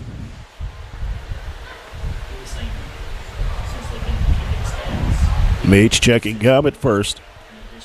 Now throws. And the ball gets away. And Gum will slide into second. And that's not insignificant there. He advances on not really a pass ball, but just a mishandled ball as you're trying to throw something in the dirt to chase a strikeout. It's 16 of 18 stolen bases for Gum this year. And that pitch misses the outside corner. Gum's got a ginormous lead in between 2nd and 3rd. He's really just dancing off. We don't really pay any attention to him, not really holding him. We just need to go at Carroll here. 2-2 pitch from Meach is outside. Full count. Lost the grip on that. Didn't get it to come back across the plate.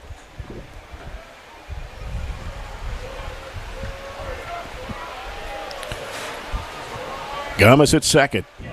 Pitch from Meach. That one's fouled off by Carroll. You don't want to put 2 on for Poor coming up, who's just right behind, we said earlier, right behind Carroll for batting average leaders for the Scotties.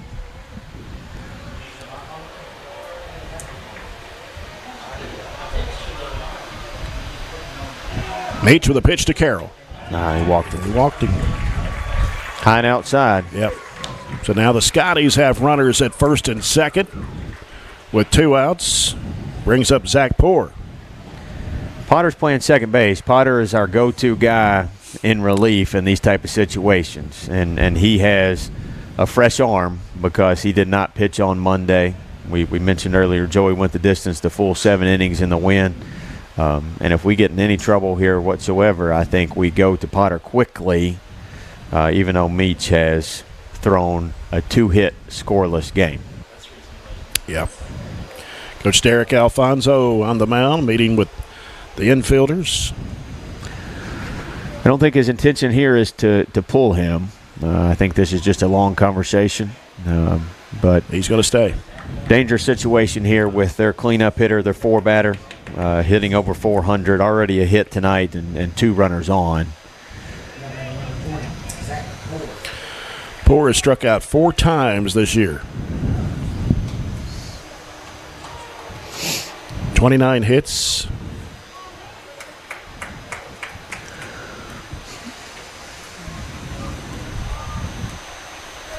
The throw is going to second. Gum slides back in, dives back in, actually. So we got Gum at second, Carroll at first. And 2 outs. Meach. That one's going to loop right to the second baseman, which was Skylar Potter. That ends the inning for the Scotties, leaving 2 runners on, and it's still 0-0 here on 104 The Score.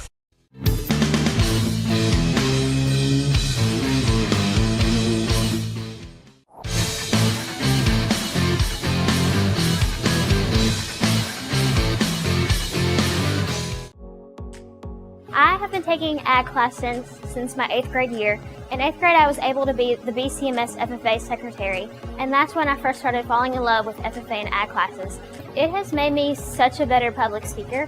Before FFA, I was scared to get up on the stage and give a speech or even perform with the drama club. But now it has helped me become a better speaker, a better leader, a better server as well, because FFA is also very service-based, and it really has helped me come out of my comfort zone. A nationwide effort is underway to bring high-speed internet to small-town America. Rural broadband providers are taking the initiative. Their goal?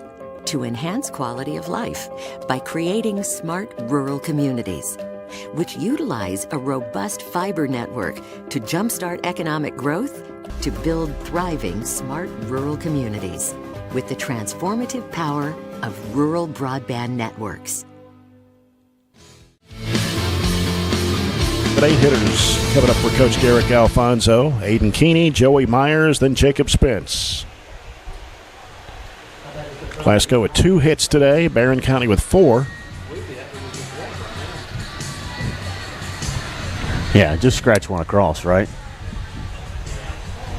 And this is we're 3.5 times through, or 2.5 times through the lineup. This is our 3rd time through, and Aiden's got a hit tonight. Sacrificed his last time up to get a runner into scoring position. Parker. That one's popped up toward Driver. He's back there to make the catch, and he does. There's one away here in the bottom of the 6th. Joey Myers, the hitter. Just at 60 pitches, as you've already mentioned, 61 now. But 1 pitch, 1 out is not how you want to work that pitch count and get him off the mound or out of the game. But last inning we made him throw 21. That's by far the most he's thrown in any inning. And that one's popped up high towards center. And charging in to make the catch is Boone Hatton. Now there's 2 away for the Trojans.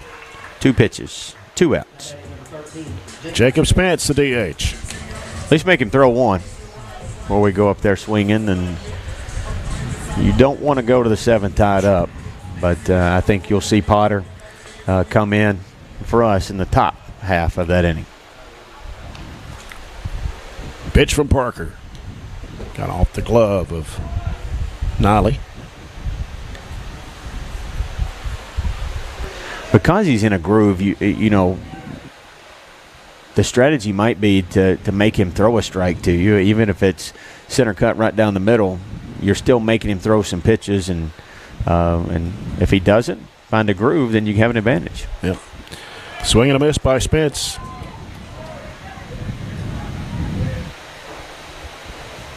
Gets right back up there on the mound, ready to go. He doesn't even need a pitch clock. He's going. 2-1. High and inside, tried to break him ball, but never came down. Interesting game between Warren East and Allen. That one flied out to the left, and back there to get it quickly is Davey Williams. 3 up, 3 down in the 6th. No score. We go to the 7th. Next on 104 The Score.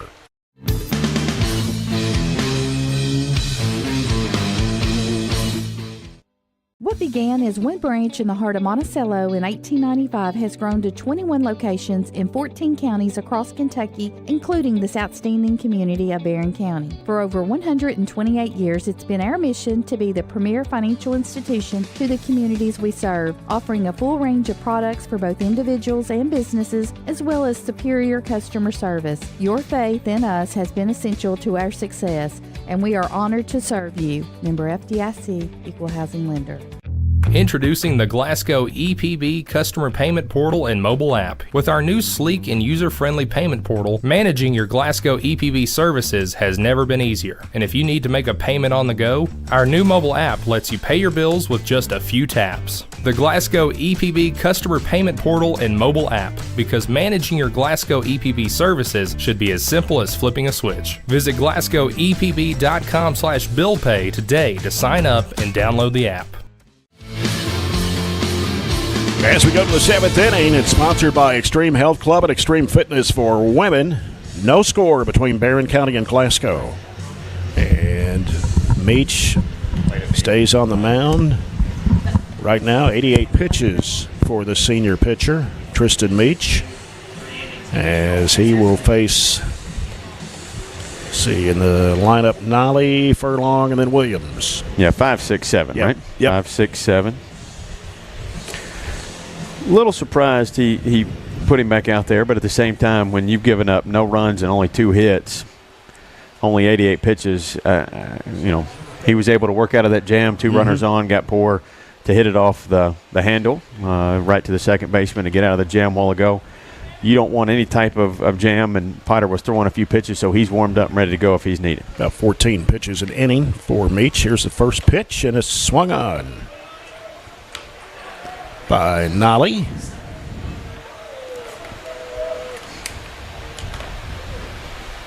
Oh, 1 for Meach. That one looked good over the plate. 0-2. Still sitting right at 10 strikeouts. We'll see if we can get that number up a little bit as we're in the top of the 7th. Fouled off to the right. As I was going to mention before break, Allen County Scottsville leads Warren East after 6, 4-3. And this is a baseball game. That's a baseball game, yep. Not going to matter in the standings, but that ball goes into the dirt before we got to the plate. Matters none, right? I think everything's set. It's Barron's the set. 1, East the 2, Glasgow the 3, Allen the 4, right? Right. Everything is set, unlike the softball side, where it's still up in there, a little to be determined. A little bit, yeah. That one's fouled off to the right. I think we've got Allen left on the softball side. That's it, yes, right? That's we've next, got one next Tuesday. It'll be a left. makeup game, yep. We had to make up both Allen County games. I had to make up the Glasgow game last week, too, on Friday. Fouled off to the right once again by Nolly. Making him throw some pitches here. This will be number 95 for Meach. And that pitch is high. Evens a count. 2 balls, 2 strikes. You're in the top of the 7th. No score. Meach fires. That one out to right field.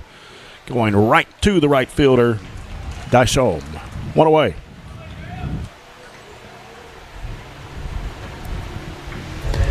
Eight pitch at bat, but it did not yield a base runner, and I think he's going to go ahead and go to Potter here.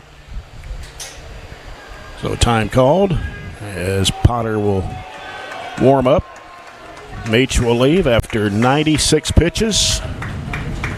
Had 10 strikeouts, is that right? Yes, excellent outing.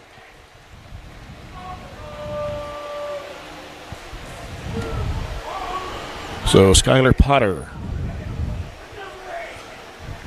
with an ERA of 4.04. 2 wins, 3 losses, 4 saves. He struck out 35. He's walked just 14.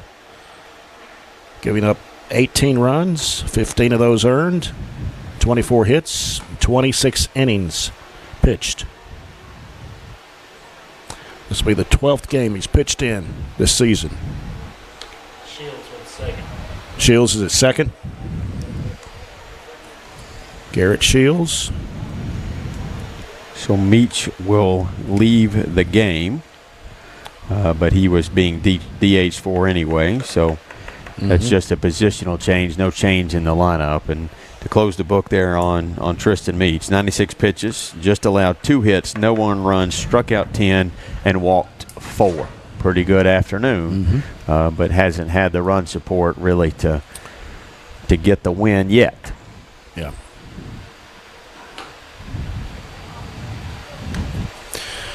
Remind you, tomorrow we've got softball action here on 104 The Score. The Trojanettes taking on Franklin Simpson.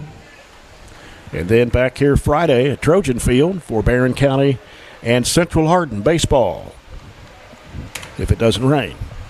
Potter's first batter is Furlong, who has been on base both times tonight, once via a hit and once via a walk. Got picked off, though, to end the 5th inning. 6, 7, 8 batters. First pitch a little high, they say. That looked like a good pitch to start off the first one, but didn't get the call on the outside. I thought it was right on the belt. And they're going to say that one was low, 2-0. That's a strike. 2 of them, actually. Should be 0-2 instead of 2-0. And I think this guy has done a terrific job behind the dish tonight. Maybe missed a couple here and there, but that's a given. Then he goes and gets that one. Yeah, the worst pitch of the 3. That looked like it. Yeah, I was going to say. 2-1, 1 out. Here in the top of the 7th. Pitch from Potter. Just a little low. 3-1 to Furlong. Got to settle in. He had a few warm-up pitches out there in the bullpen, but hadn't had a ton of them. There we go. There's a strike. Run it full here. Payoff pitch. Skylar Potter fires and will walk Furlong. Cumberland County now leads Glasgow in softball 9-0 after 6. All right, now Davey Williams next for the Scotties.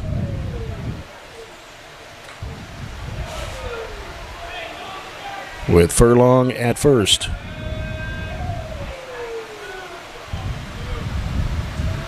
And Potter throws. Low and outside. Keeney with a good stop.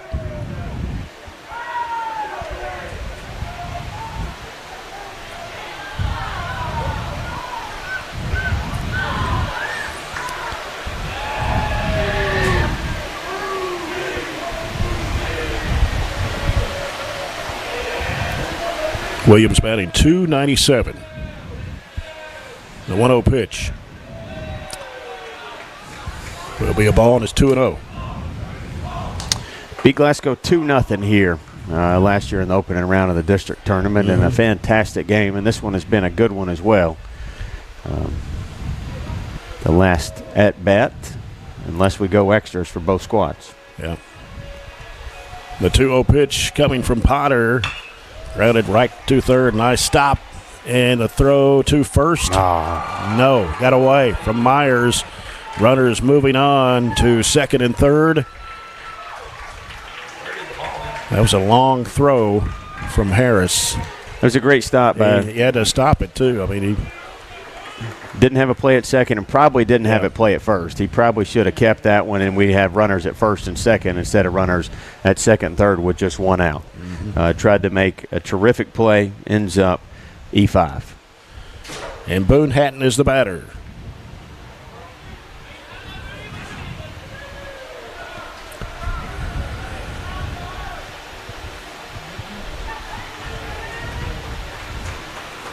Time called here for a moment. Getting a courtesy runner. Or are we? I think it's going to be a pinch or just, I'm not sure what he's doing actually. I think he went to. Oh, Furlong's still at third. Yeah, he went to just throw something into the dugout there and communicate with Hatton there. Got a big jam here to work out. Only one out, and Scotty runners at second and third. The pitch from Potter. So he tried to go for bunt on that one.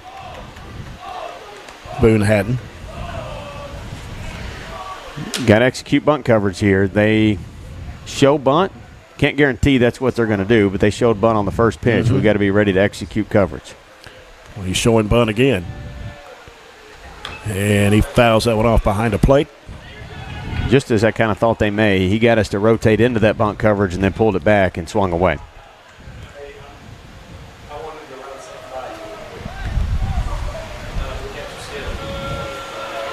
One ball, one strike, one out. Scotty runners at second and third. Here in the top of the seventh. No score. Potter delivers. And that's going to be a strike. Yep.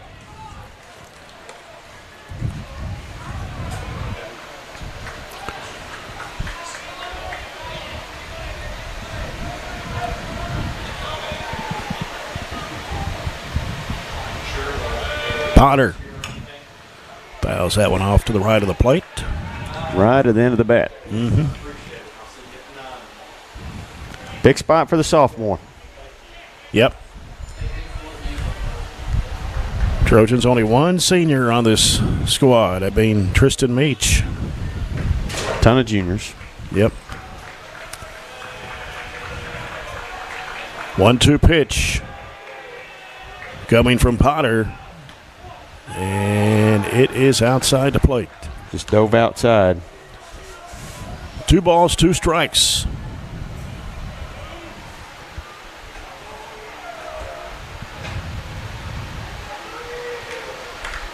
Don't want to run it full if you're able. 2-2. Popped up to left field. Going back to get it is a left fielder, and a run is going to score for Glasgow as the ball got away, and another run's going to score as third baseman. He's out. Jordan Harris. He's out. Did he get out at the plate? No. They said he was safe. My, oh, my. We got Harris hurt over on third. Harris is down, running out to check on him, Coach Alfonso. He kind of limped and then he went down. Really didn't see the play. He's coming. Dwayne's on his way down.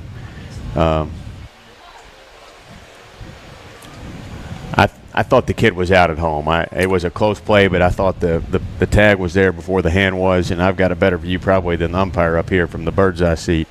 But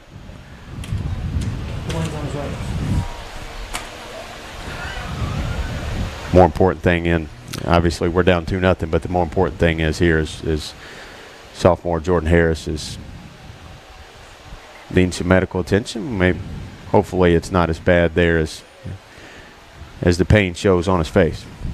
Did the baseball hit his foot? That's what it looked like. Honestly, I couldn't. It happened so quick. Yeah.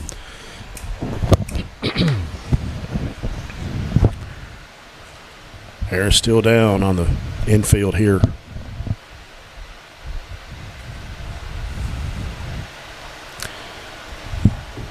See if we can get you an update score on a couple of the games. Glasgow trailing Cumberland County 9-0 through 6 in softball.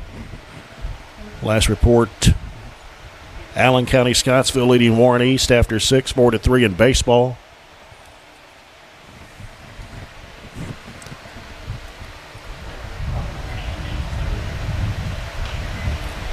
Remind you, Following Trojan baseball here this afternoon on 104.7 FM and 1230 AM, WCDS Glasgow, 104 The Score, 104thescore.com, and BC Live. You can listen and watch the games at 104thescore.com or the 104 The Score app on your phone. You can also watch on youtube.com/BCHS Live. Watch on EPB Channel 19 or SCRTC Channel 97. There's an update on the Warren East, Allen County, Scottsville baseball game. Now Warren East leads 6-4 going into the bottom of the 7th.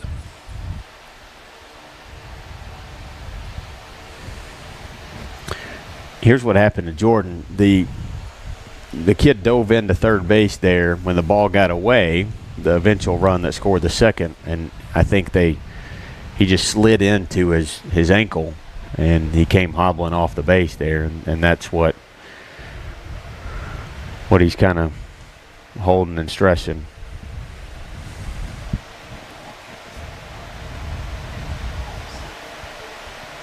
Jordan, our second leading batter, hits .440 on the year.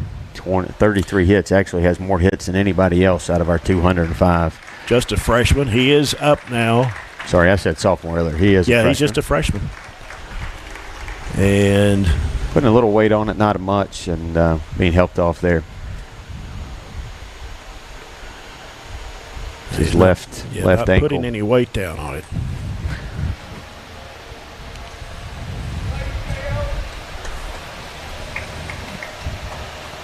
So who will be now covering for Harris at third? You can tell Harris is in pain.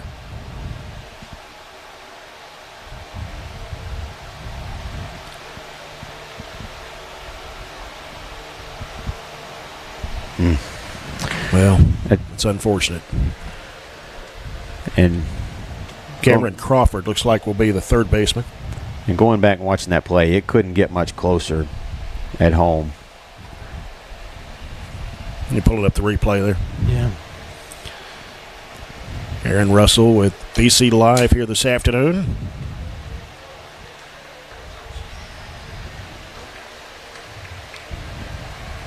Now back into the Scotties. Number 2, Stephen Garrett. Stephen Garrett will be the batter. Glasgow with 2 outs, but they lead it now 2-0 here at the top of the 7th. Potter with a pitch.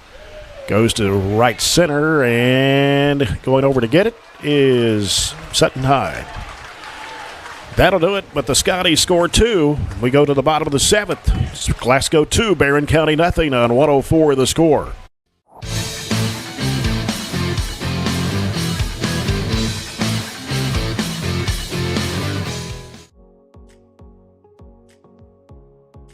So this class is responsible for growing produce and flowers, hanging baskets, and different vegetables in our school greenhouse that we sell to the public. We also use the produce that's left over after our annual plant sale to grow here in our raised garden beds, and then we harvest that produce throughout the summer. And then all of that produce gets donated to the Barren County Reads and Feeds program here that we do within our school district. A nationwide effort is underway to bring high-speed internet to small-town America. Rural broadband providers are taking the initiative. Their goal? To enhance quality of life by creating smart rural communities, which utilize a robust fiber network to jumpstart economic growth, to build thriving smart rural communities with the transformative power of rural broadband networks. Trojans trailing the Scotties 2-0. And for Barren County to lead off will be Skylar Potter. Then we'll go back to the top of the order with John Parker Hyde and Jackson Reese. Now back to the Trojans, number 33, Skylar Potter.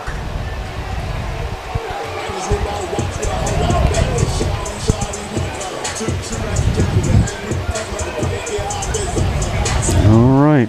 Well, work to be done, obviously. Yep. Pitch from Parker. It's delivered low for ball one. Make him throw some pitches. 67, so 66 pitches. And that delivers a strike to Potter. That's easy math. Even I can do that. 11 pitches an inning coming into this one. Giving up 4 hits, no earned runs. And Parker about to deliver his 70th pitch in this game. 2-1 is the count. And that's going to be flied out to the left. And back to get it. It went down. It was right there on the warning track. And Potter with a double. We'll take a stand-up double. I'll have to give that an error. That just burnt the left fielder. He was fooled completely, and the sun is gone. The sun, so it's not the sun. He just misread it completely. He thought the ball was right there in front of him, and all of a sudden he realized that it had a little more jump off the bat than he thought originally, and that actually hit the bottom of the wall. Stand-up double for Potter, and I think they're going to go ahead and make a quick change too, as that'll close the book on Parker, and they're going to bring in, I think, the third baseman, but they haven't. Weston Carroll. That's what they initially said, but I don't see them really actually making that change. Maybe he was just motioning him in to have a little conversation. No, he'll leave him. He'll leave what I'll call their ace. Obviously, he's thrown more innings, started half their ball games. I think that qualifies as their number one. Yeah, Weston Carroll has not pitched in any game this year. I think he did. I think he was just motioning him in. But I thought he did last year. I think I remember him playing at pitcher last year in some of the games. Anyway, pitch is in the dirt as it's stopped there by the catcher, Nolly. Good stop. It didn't quite get away far enough for Scholar, who is the pitcher now, so he could be courtesy ran 4 if Derek so chose. Go. That one got by. Here goes Potter. He'll go to third. 2-0 to our leadoff batter, John Parker Hyde. Now, obviously, Potter over there on third does not matter completely. He matters because we got to get 1 before we can get 2, right. But he is inconsequential as far as Glasgow is concerned. John Parker Hyde, his 4th time at bat of this game. We're in the bottom of the 7th. Glasgow leads 2-0. This pitch gets the outside corner. It's okay. That's one you want to make the umpire call a strike. You don't want to go chasing it if he's not going to give that call. 2-1 pitch in the dirt. Well, actually hit before he even got to the dirt. Yeah. That was bounced. Kind of like how he started the game. And maybe a 56-footer, but the catcher did a good job just recovering that one. The count goes 3-1. And a pitch is, it was a little high, but apparently it came down. I think it kind of fooled John Parker. That was a decent pitch on the inside half, I thought, and maybe more looking for the walk than looking for the hit. Parker with a payoff pitch. And that's going to left field, charging over. Plenty of room. And making the catch is the left fielder, Williams. And there's one away. Plenty of room to make that catch and not deep enough nearly at all to get Potter in off of a sac fly. Jackson Reese is next.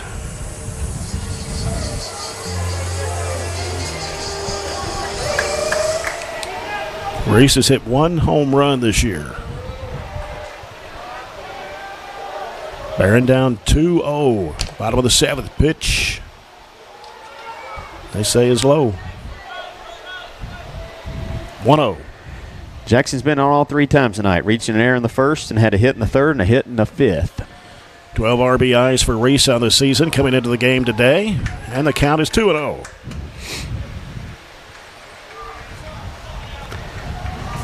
Really, Parker has not had to work out of the stretch a ton. Get in there. That gets away. Just not far enough to chance it, right? You don't want to make a second out there at home down 2-0. Like I said, the run matters, but you don't want to take a huge chance. Yeah. Sutton Hyde on deck for the Trojans. 3-0. You have a complete red light here, taking all the way.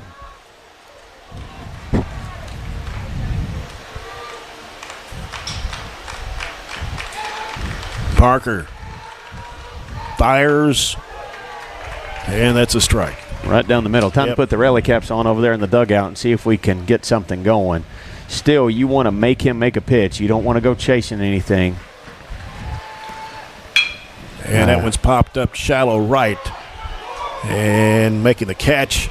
They're going to throw toward home and making it in time. Barely. Yep, that was Potter. And that makes it a 2-1 ball game. They appeal over to third. They were adamant that Potter left early. I don't think he did. No. But that is the home plate umpire's call, and he's already said safe. Brings up Sutton Hyde to the plate. Probably chased ball 4 there. That was a little out of the zone, but did get a runner home on a sacrifice fly out. I guess the right fielder ended up taking that one, didn't he? Yeah, left up to Sutton Hyde to keep this game going. 2 walks and a outs. fly out. Here's Parker's pitch. We haven't really driven the ball. We have gotten under it a ton. Not really driven the ball well today at all. 2-0 is a count. That looked like a good pitch to me. That was on the inside. That'll get Glasgow's dugout chirping a little bit. Warren East beats Allen 6-5 in baseball. Okay, come behind Wynn there. Yep. And that one's flied out, and it may be. Get up, get up, get up, get up. Gone. Oh, wow.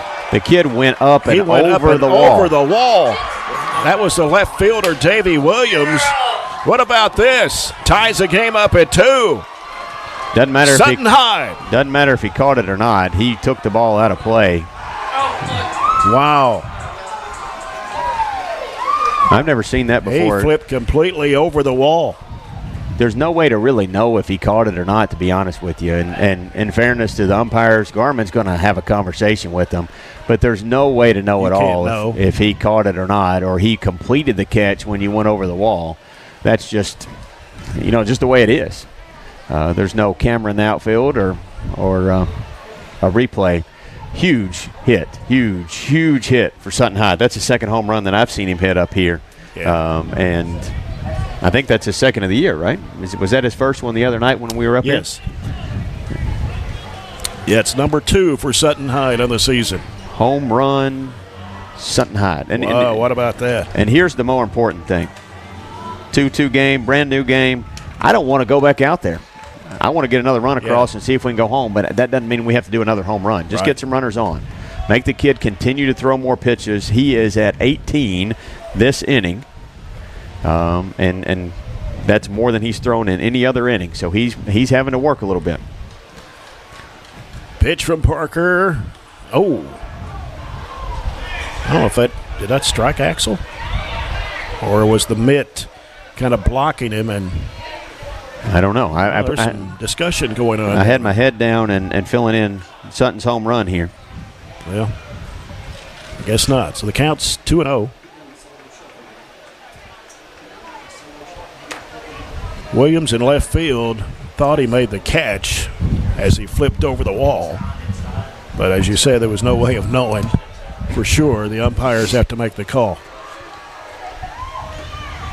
And that's outside. 3-0 to Axel Dysol.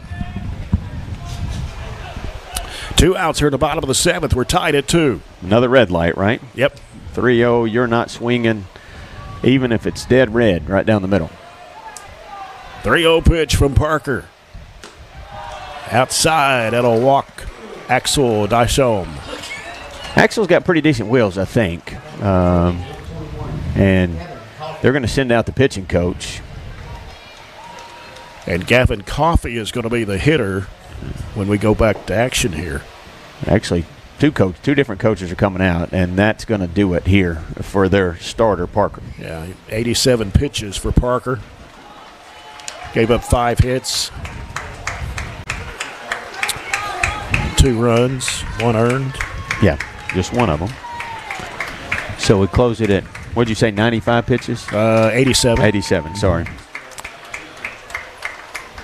So a new pitcher for the Scotties will be number 17. And That is Mason Lowry. Mason Lowry with a 9.52 ERA. He's 0-1 on the season. We didn't strike out at all. I don't have Parker for any strikeouts all night, which is pretty amazing. No, he didn't have any. 20 strikeouts of the season for Lowry. He's given up 25 walks, 34 runs, 29 earned, 25 hits, and 21 innings of pitching. 12 games he has played in. Started twice. We'll make it 87 pitches, 5 hits, 0 Ks, 2 base on balls for Parker. But 2 of those hits, well, actually, Potter reached on an error, so the error and the hit that he gave up got us back completely in the baseball game, and we'll take a quick baseball game, turn it into a little bit longer of one. Mm-hmm. Hopefully we don't have to stay up here much longer. We can get this run across. I think we're going to have a pinch hitter too. Yes, Gavin Coffey had to come in there for Jordan Harris. Yeah. Crawford came in to play third in the lineup, so he's defensively at third, so this would be a pinch hitter for Coffey, but he has a re-entry. Everybody has a re-entry in baseball. It's not like the majors where you're out. You can come back in once. Coffey batting 143. 2 hits, 1 RBI, 1 triple. We thought a lot of things here. We thought maybe Jordan got rolled up on in the slide. We thought maybe it hit his ankle, the ball did, but it looks like he's over in the dugout with some ice on his knee, so hopefully we get a good report at the end of the night on that. Runners going. Huge jump. Got away from the catcher, Nolly. And so Dysom goes to second. Axel showing off those good wheels. That was a ginormous jump. He went first move all the way and easily stole second. 4th stolen base of the season. Check swing by Coffey. That'll be a strike. It's 0-2. Big spot for him, now 0-2.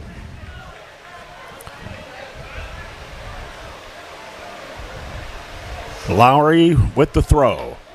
Another check swing to throw to third. And did he make it? He did. Yep. High tag. He was way past the base when the tag was applied. Garman gave the I don't agree with it kind of look to my field umpire out there. So Dysom is at third. Here we go. 1-2 count. Just a little poke gets you a win. Just that's all you need. And he swung at that pitch. Well, we're going to go to extra innings. We're tied at 2-2. Barren County and Glasgow back with the 8th inning after this break on a 104 The Score.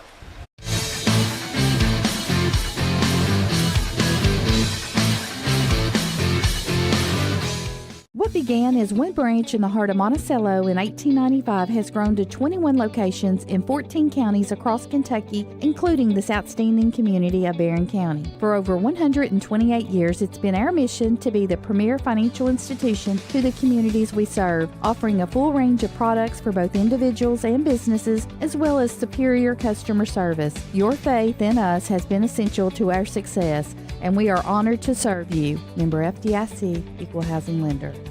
Introducing the Glasgow EPB customer payment portal and mobile app. With our new sleek and user-friendly payment portal, managing your Glasgow EPB services has never been easier. And if you need to make a payment on the go, our new mobile app lets you pay your bills with just a few taps. The Glasgow EPB customer payment portal and mobile app, because managing your Glasgow EPB services should be as simple as flipping a switch. Visit glasgowepb.com/billpay today to sign up and download the app.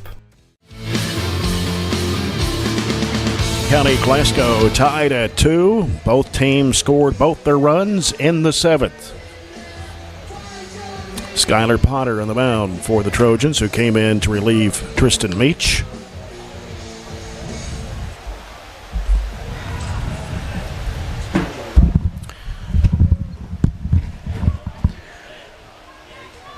Just if you're scoring at home, Crawford is back in at third. He originally came in for Harris, who left with the injury. Right. He was batted for by Coffey, and now he's back in. As I said earlier, everybody has one re-entry.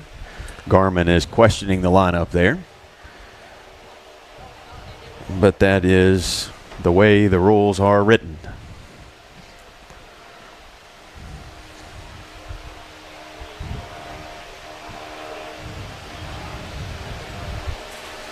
He's telling him to come off. There must be something there I don't know. I mean, you get one re-entry.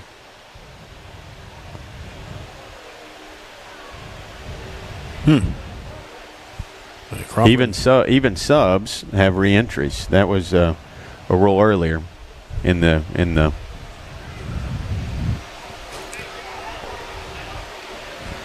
Softball started that a couple years ago when subs even have one re-entry. Used to in baseball, starters only had the re-entry, but it looks like Colton Wilson is going to be in the outfield. Got some defensive positioning all the way around we're going to have to correct.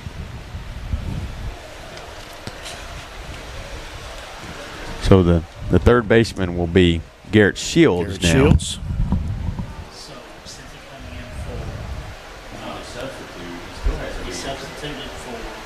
So Wilson goes to left field.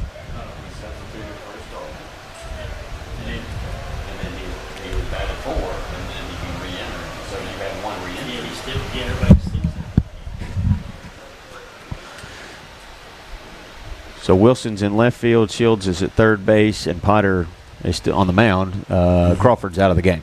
Right.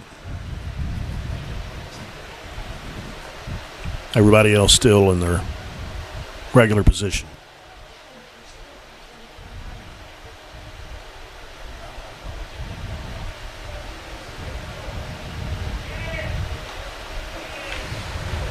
And it looks like JoJo Driver will be the batter.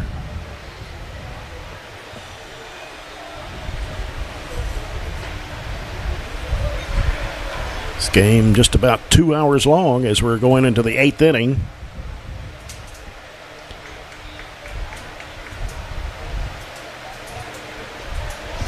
JoJo Driver back at the top of the order for the Scotties. Driver, Gum, and Carroll. Facing Barren County's Skylar Potter. And here's his pitch. Fouls it off to the right.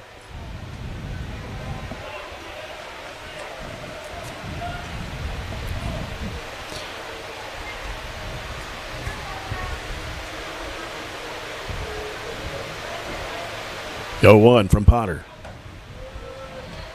We'll make it 0-2.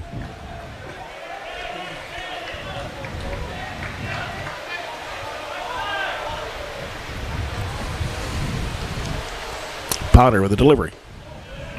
A little low.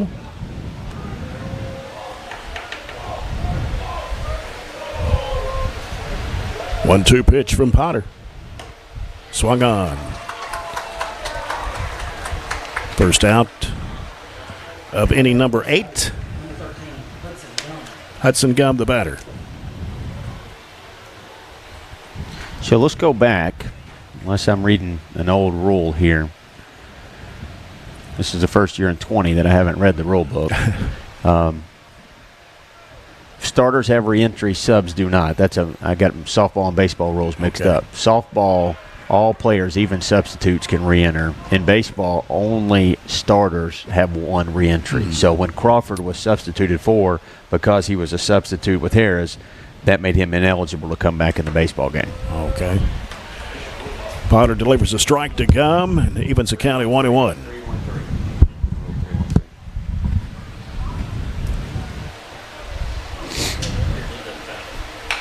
He fouled that one off the end of the bat. There's subtle differences. You wouldn't think so, but there's subtle differences between major leagues, college, high school, and even baseball and softball rules. You would think substitutes would be able to come back in the game in baseball and softball, but it's not the case. 1-2 pitch. Flies out to right, and it is going to drop for a base hit. And that will be a stand-up double there for Hudson Gum. It's a big hit all the way to the wall.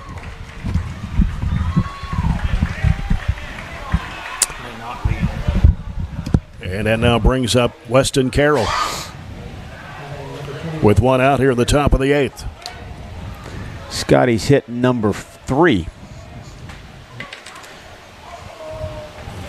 That is an extra base hit. Yeah, that's number 3. They didn't get their first hit into the 4th inning. They had one in the 4th, one in the 5th, and now one in the 8th. Pitch to Carroll. This is kind of where we were in the dangerous part of the lineup earlier. We had 2 on in scoring position, honestly, and Poor was able to fly out to get out of that jam. Potter checking this runner at second, now throws and delivers a strike. He was a count of 1 ball, 1 strike, 1 out. Gum at second. Top of the 8th, tied at 2. This final district regular season game. Grounder right up the middle, and it's going to take a hop into center field. Runner's going to go home. Here's the throw. Nope. That was tough communication there. Yep, I thought he was going to throw it home, but he didn't. And that was Sutton. That was in. He was really in the infield when he fielded the baseball. He could have just picked it up and thrown it home. Not sure what happened there, but Glasgow gets a run. It's 3-2 now here in the top of the 8th. But as was accurately pointed out up here, he does have a broken bone in his hand, so that puts him at his disadvantage. And I don't know if Garmin knew that or not, but he was waving him all the way when he come up and fielded it. I think it's his pinky finger that maybe is broken, which keeps him from really letting one fly.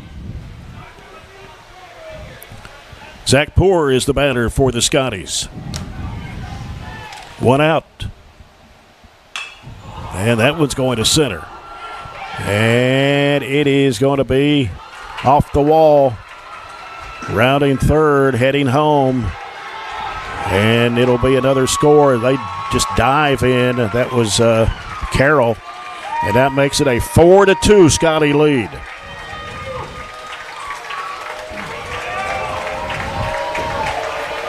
Double for Poor. And still only 1 out. And Nolly will be the next batter.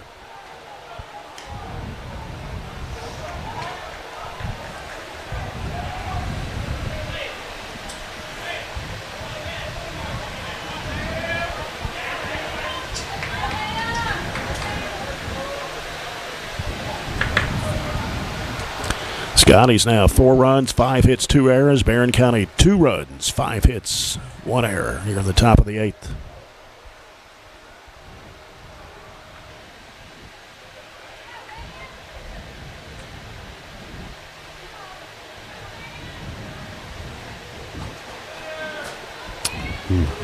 Time call. Potter steps off.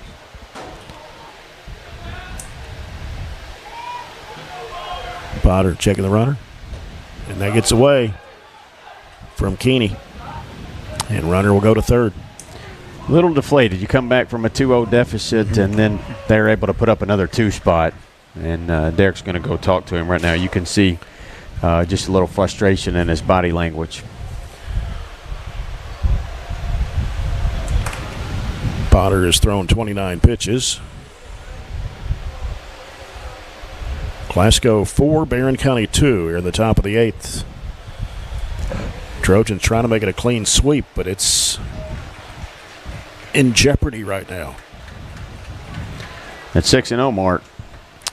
Just can't seem to. He still may elude us. Yeah, there's been several 5-1 regular season wins for the Trojans over the years, but we're going to go to the bullpen again. But regardless what happens, the Trojans have the #1 seed in the district tournament. That is correct. They're going to play the 4-seed Allen County Scottsville.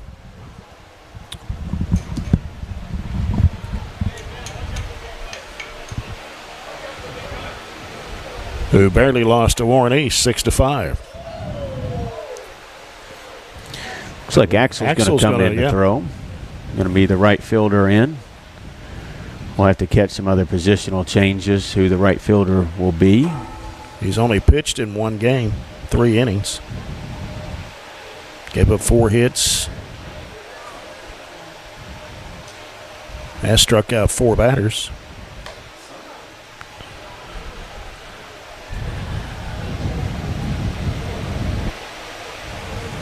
Third pitcher of the day for the Trojans.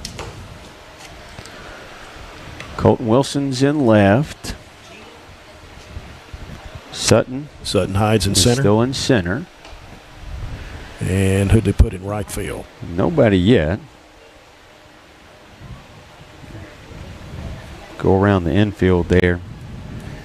Myers is still at first. Jackson Reese is now at second, as he's been for a few batters. Reese at second. And you got J.P. Hyde as the shortstop. Yes. And Shields at third. Yes. So, process of elimination. You don't have very many kids with re-entry rights.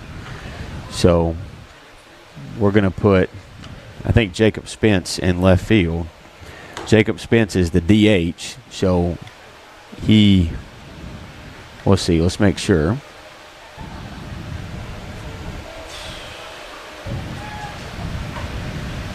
So Jacob Spence will be the right fielder. Jacob is the DH, so that just takes the DH out of play, and he's already in the game. Never came out of the game when you're the DH, so that is perfectly allowable because you have never been out of the game.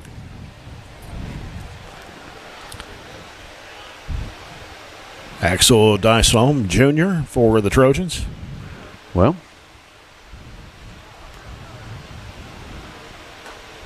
so he warms up out there. Take that back. They put Jacob in right field, and now they're going to move him out of right field and put in 25 is the number. He's 8. It's Dylan Pointer. Dylan Pointer? 8 on. He's 8 on our card. He's 25 in the field. Okay. So Jacob will still be the DH, but he will not be out on the field. A lot of changes here. So an extra innings. Need some more ink in the pen there. Yeah. Derek's used several of our kids. Run out of room here.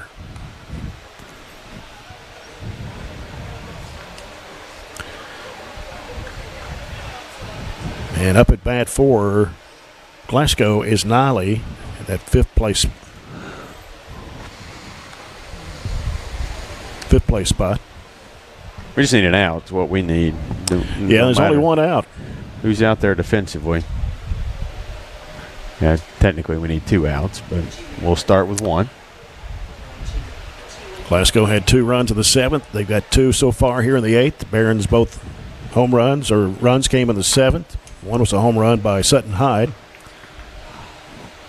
Little extended break there as Axel took his warm-up pitches, and then we took probably 5 more minutes to figure out all the lineup card. And I think we got it straight.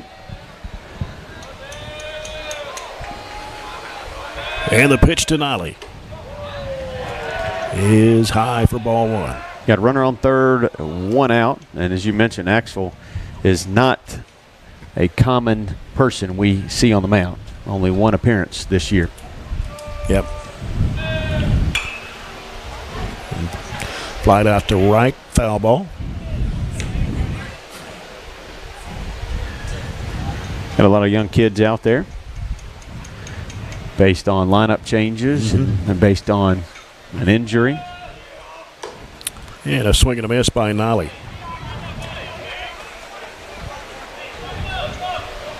Ryland Furlong on deck. Nolly yet to be on base tonight. 2-2 pitch from Dyson. Tried to sneak in there inside. Tried to sneak in there on the inside corner, but we're 2-2. 2-2. 2-2. Is it 2-2? Yep. Scotties one out, runner at third. Here's the pitch, and that one's fouled to the right. Out of play.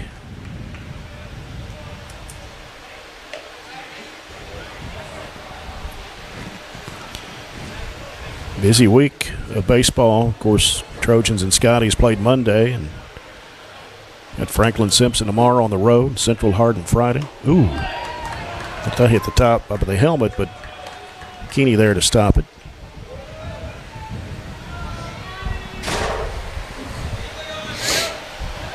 Payoff pitch from Axel. Fouls this one off. Swung a ball 4 there. That was in on the hands and barely got a piece of it.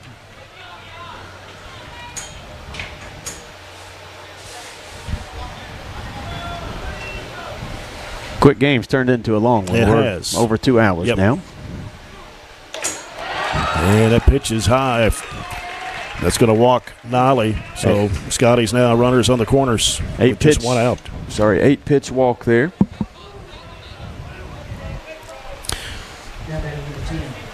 Rylan Furlong, the batter. Glasgow 4, Barren County 2. We're in the top of the 8th. Scotties with runners at first and third with one out.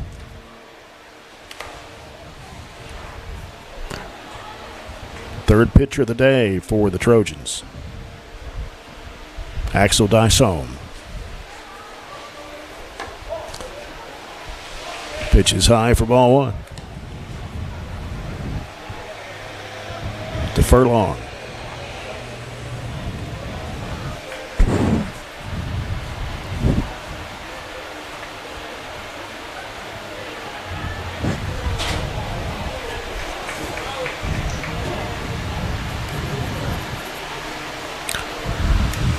Axel steps off. Batter stepped out of the box. Furlong showing bunt. Now pulls it back. And that'll be a strike.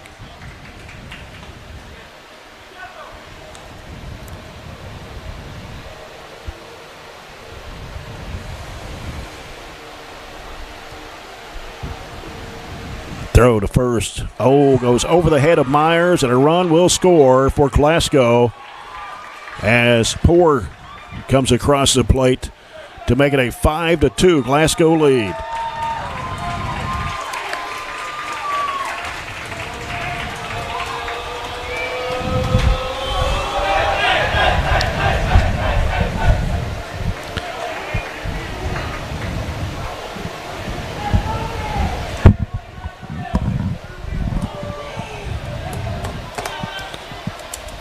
Glasgow scored 3 runs here in the top of the 8th.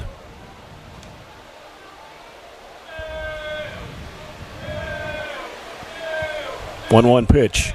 Furlong bunts it, popped up, and could not get to it. Run will score again, and that's 6-2 Glasgow. As Landon Martin was the courtesy runner, and things starting to fall apart.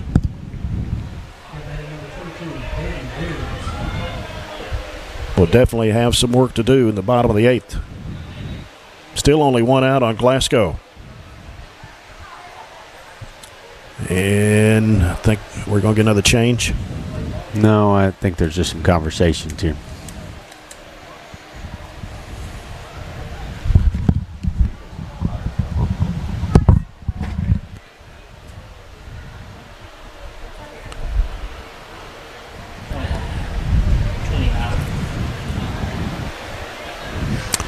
Well, we have some conversations, and I think a substitute here for Glasgow. Skylar Potter, 29 pitches, 3 hits, 3 earned runs of the 5 that were his. 1K, did not walk anybody. Okay. Nolly just came around to score, didn't he? Mm-hmm. Actually, is that Martin? Sorry. It was Landon Martin was the runner. Nolly spot, though, right? Yeah. For the catcher? Yep. Made it all the way around. That was another walk that yielded a run. And Poor, of course, came across. 6-2 Glasgow. Top of the 8th.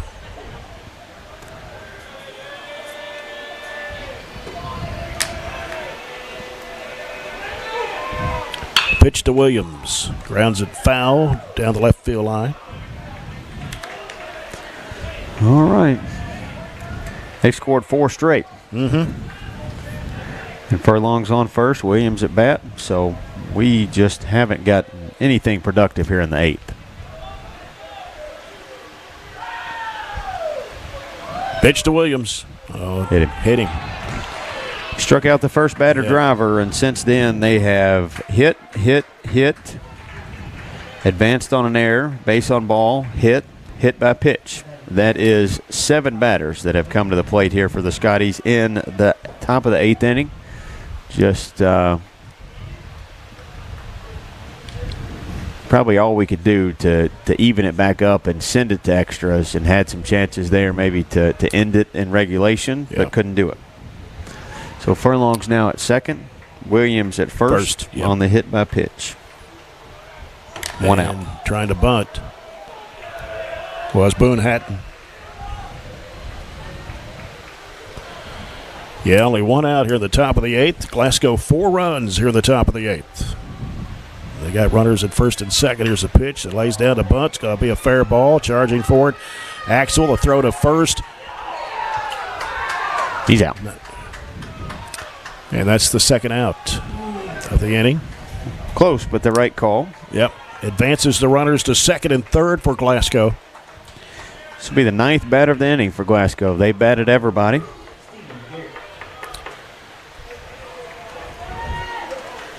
Stephen Garrett, the batter.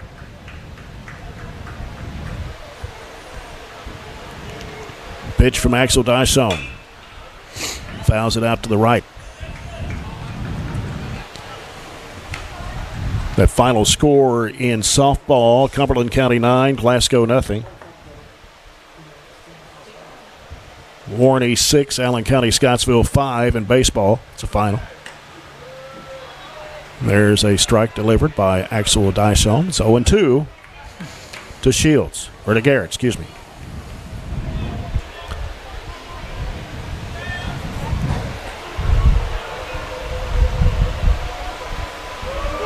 And the 0-2 pitch to Garrett. Fouls it back.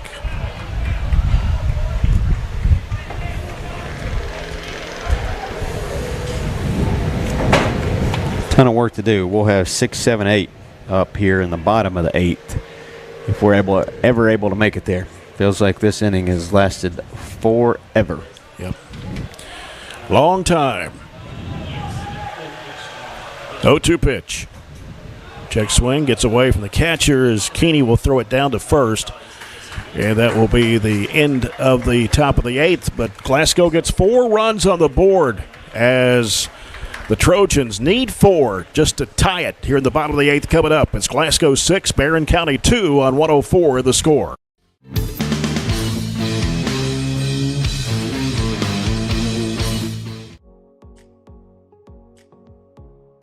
Either learning about animals or being outside in the greenhouse. My essay project is a farm-to-table cookbook. I like to cook, so I thought that I would make a collection of recipes that you can get the products for here in Barren County. Being able to see them make the connection between what they're learning in class, how to grow and produce their own food, that hands-on learning piece that they might not get otherwise. And so that's really rewarding for me. A nationwide effort is underway to bring high-speed internet to small-town America. Rural broadband providers are taking the initiative. Their goal? To enhance quality of life by creating smart rural communities, which utilize a robust fiber network to jumpstart economic growth, to build thriving smart rural communities with the transformative power of rural broadband networks. Glasgow leads Barren County 6-2 as we go to the bottom of the 8th inning. Glasgow scored 2 runs in the 7th, 4 in the 8th. They have 6 runs, 5 hits, 2 errors. Barren County's 2 runs came in the 7th. 2 runs, 5 hits, and 1 error. Aiden Keeney will lead it off for the Trojans here in the bottom of the 8th. Got the 6, 7, 8 hitters for the Trojans.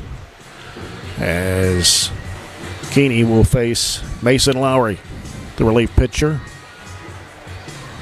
He relieved Austin Parker.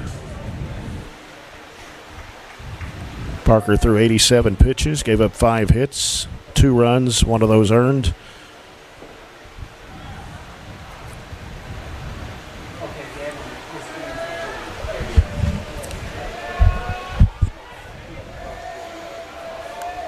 And Lowry with a pitch to Keeney.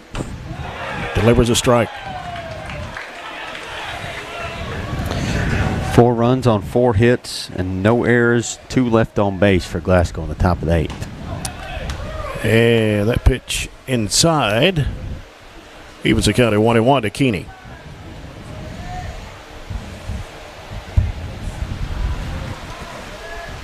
Lowry throws a wild pitch. Held on to that one way too backstop. long. Yep.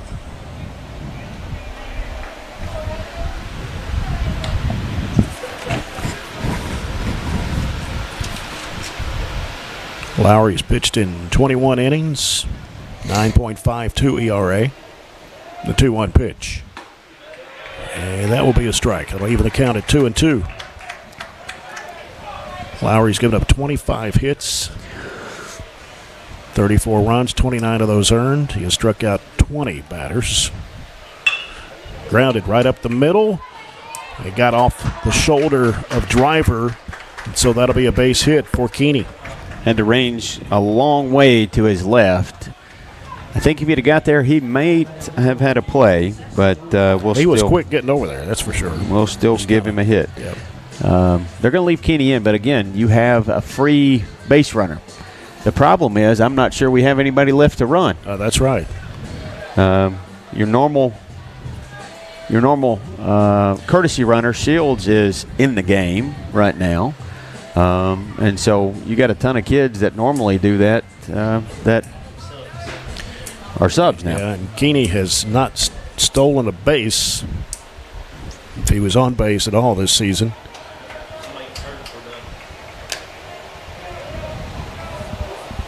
Lowry with a pitch. Gets away, and Keeney will get his first one. So he goes on to second off the wild pitch and got off the mitt of Nolly. Lowry came in and got a big strikeout there to kind of close the door. We had a runner on third and a chance to win it if we could have got one through the infield. But he got a big strikeout there of Coffee to shut us down in the 7th, and he's got a lot of breathing room here in the 8th. Mm-hmm. And Joey Myers, the first baseman at bat for the Trojans. But honestly, it starts with a hit. We've got that. Yep. Runner on second. And we 4 runs to make up, though, just to tie it. Just got to string them together, right? You just got to string hit to back to back to back, just what Glasgow did.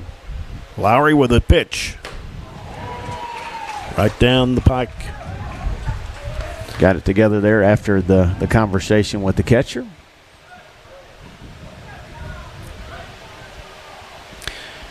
Keeney's at second, and that pitch just a little high, 2-1.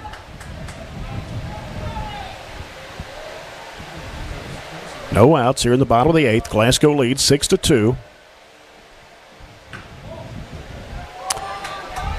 Another ball to Myers. Run at 3-1.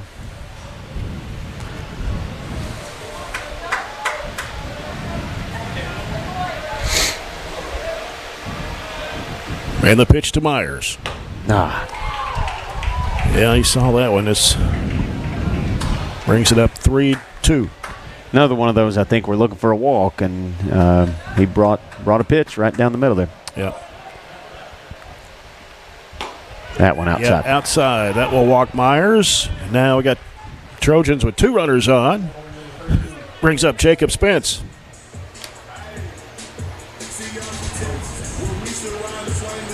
No outs.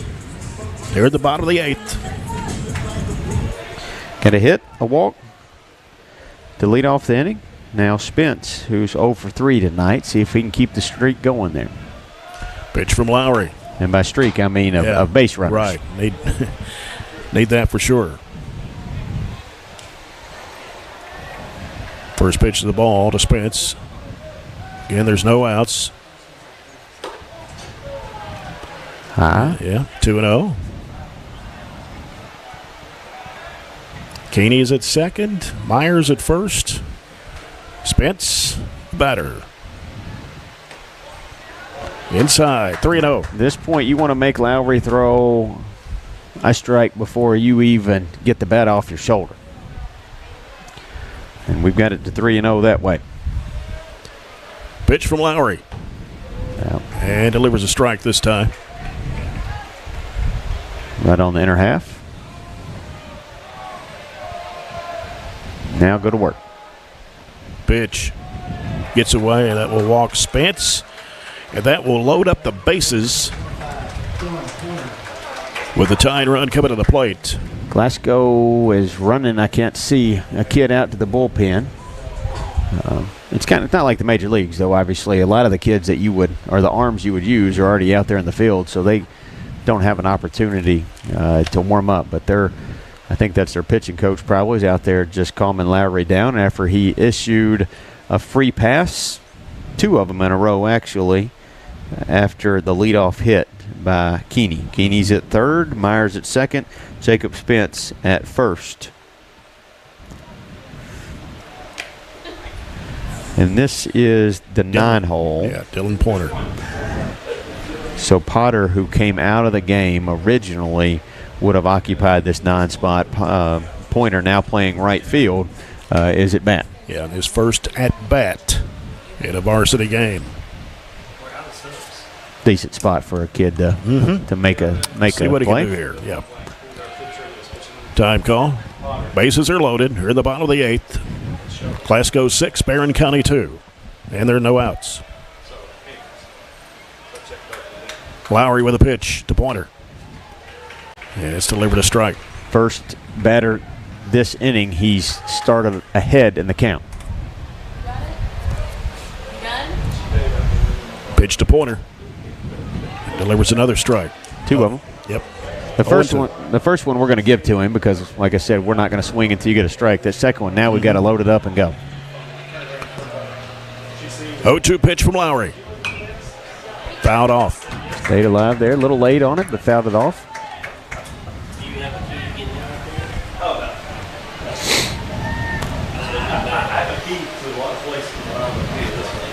Bases loaded here, bottom of the 8th. No outs. Lowry with the 0-2 pitch to Pointer. Swing and a miss for the first out of this 8th inning. John Parker Hyde back to the top of the order for the Trojans. Still bases loaded.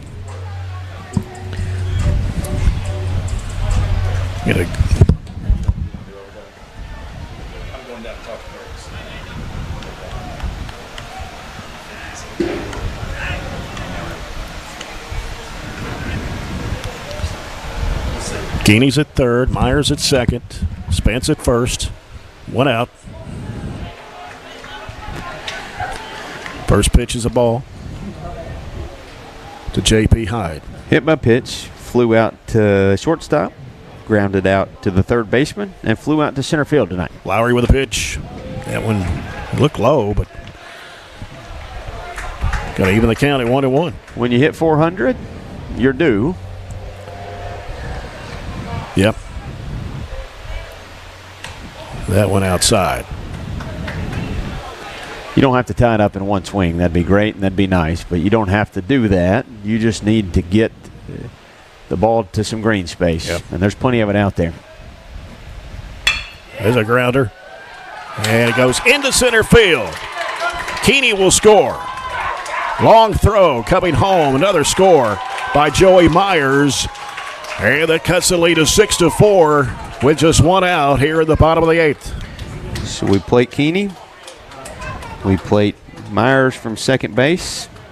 Move Spence up to second. Runners on second, first and second now with that 2 RBI base hit from J.P. Hyde. And the winning run is at the plate. That's Jackson Reese. Jackson Reese, 2 of 4 tonight. Reached on an error. Actually, 2 of 3. Reached on an error and flied out to right field. Here's Lowry's pitch. And it comes in as a strike to Reese. Settled in a little bit, just at least leading off now, getting ahead of batters.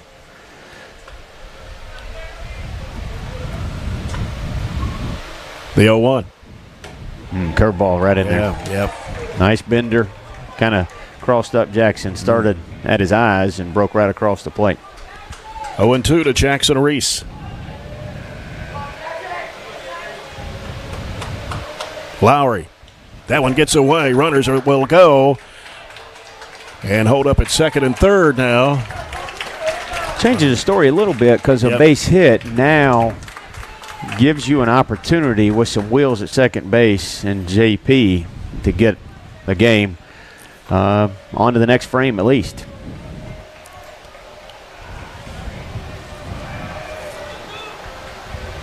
Lowry with a 1-2 pitch. Grounded. Right. Got away from Driver. Sliding in is Spence. And it's 6-5. Did a little. Couldn't stop it there to make the throw. That's another difference in baseball and softball, and this is what Glasgow's coach is going to come talk to the home plate umpire about, even though it's not his call whatsoever.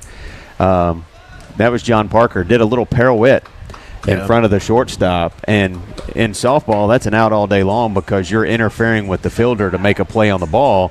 He didn't touch it. He didn't touch it. Didn't deflect it. Obviously, he would have been out if he did. But that's not an out you call right there. But it gets your tying run on third base. Yep. Got runners on the corners, just one out. It's 6-5. Glasgow. Here's Lowry's pitch. And it's fouled, well, actually a fair ball and stepping on the pad. But coming in to score is Hyde. And we're tied at 6. How about that? That's a sacrifice. That'll go down as a sacrifice. I thought it was going to foul. I thought it was going to turn foul, but it was fair. But that's the second out of the inning, but still a run scores. We'll give Sutton an RBI, even though he made the second out on the sacrifice. And what's going to be? Here's Axel Dysall.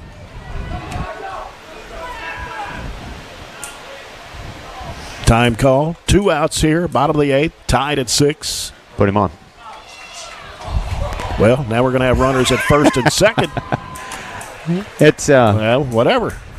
I mean, statistically, and his mom and dad sitting up here beside us, but they'll appreciate this. Statistically, that's the right move. Yep, that's the right move. You know, just like Dylan getting his first at bat in a varsity game. Is this his first one, first or second? You know, big spot for the young kids. You got to learn sometime, and I'm happy they get those opportunities. Go up there and get an RBI, and mom and dad will have to take you out for a steak after the game. Here's Colton Wilson. Swings and misses on the pitch from Lowry. Regardless, we're getting it to an extra frame. Yep. You don't want to go to another one. Because the only thing that's going to be more fun than these last 2 innings would be a 9th inning and me trying to do the stats on this game. Pitch and a throw to third. Jackson gets in there. As Jackson Reese slides in, and that was Weston Carroll that tried to make the tag, but too late. And the reason you steal third is because a pass ball now wins it. Mm-hmm. And he's had a couple, but it's 0-2 here. We gotta make a play. Here goes. Staying alive. Yep, fouled back. Little late on I think that was an off speed. Axel trying to take second base, but Axel needs to know his run doesn't matter whatsoever. Yeah. Reese is at third. Of the 0-2 count to Colton Wilson. And Axel takes second. That's called defensive indifference. Lowry with the 0-2 to Wilson. Go, run. And running Slidez. Restores! And he made it to first. Yeah. That's a strikeout pass ball. Wow. And that goes down to win it. He swung at something that was probably inside and high, and the catcher missed it. You can go to first. I mean, you can head to first. And the play, he did a good job recognizing that and finishing the play. And of all things, for us to come back and win this one, it's a pretty improbable win. But just like Warren East kind of come back and beat Allen County Put that one on the board now. 7-6. 7-6. Trojans win it. Nice. And for the first time that we can ever remember, at least 30 years, the Trojans sweep the district regular season at 6-0. Jackson Reese will go down in the book, the 5th run, and the most important one of that inning to give us 7 and the 1-run lead and win. Trojans go to 6-0 in district play and 16-10 overall. So they win it here in 8 innings, 7-6 over the Glasgow Scotties. We'll be back with our Don Franklin Glasgow postgame report in a moment on 104 The Score.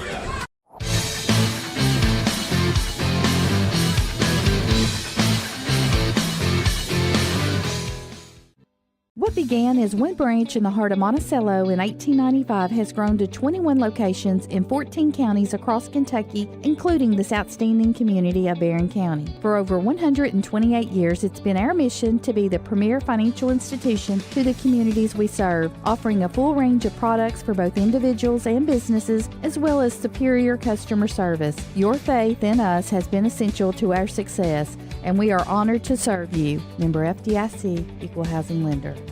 Introducing the Glasgow EPB Customer Payment Portal and mobile app. With our new sleek and user-friendly payment portal, managing your Glasgow EPB services has never been easier. And if you need to make a payment on the go, our new mobile app lets you pay your bills with just a few taps. The Glasgow EPB Customer Payment Portal and mobile app, because managing your Glasgow EPB services should be as simple as flipping a switch. Visit glasgowepb.com/billpay today to sign up and download the app. Trojans score 5 runs in the bottom of the 8th inning. 7 runs, 7 hits, 1 error. Glasgow is 6 runs. Is that our kid? Does he need your practice arm? And 5 hits and 1 error. We'll try to wait for Coach Alfonso to make his way in here on the Don Franklin Glasgow postgame report. Usually he's up here by now, but wow, what a win by Barren County. Down 6-2 going into the bottom of the 8th. Here he comes, the victorious Derek Alfonso. That's it, Coach. You keep me on pins and needles up here. Jay. Man, what a win for you this afternoon. And for the first time that we ever remember, I was trying to go back through the years, even back to 98.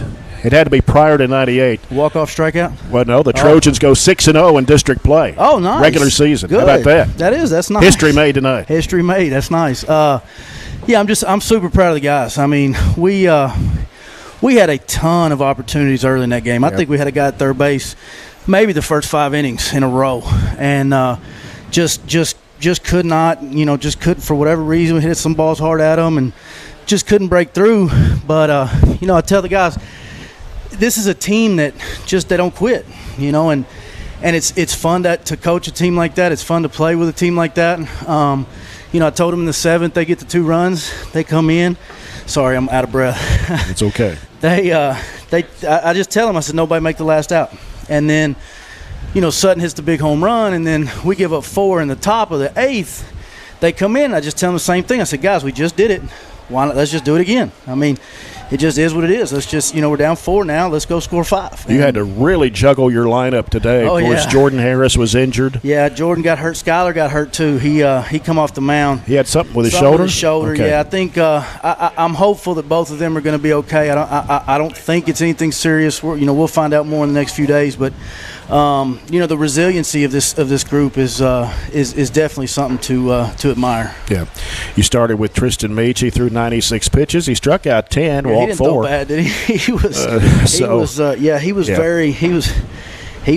Meach-like tonight. He his fastball had a lot of life. He was throwing his breaking ball for strikes, changeup for strikes. I mean, he was he was really getting after him on the mound. And we got a certain pitch count that we want to stay with him so that hopefully in district and region tournament he can go a little bit longer.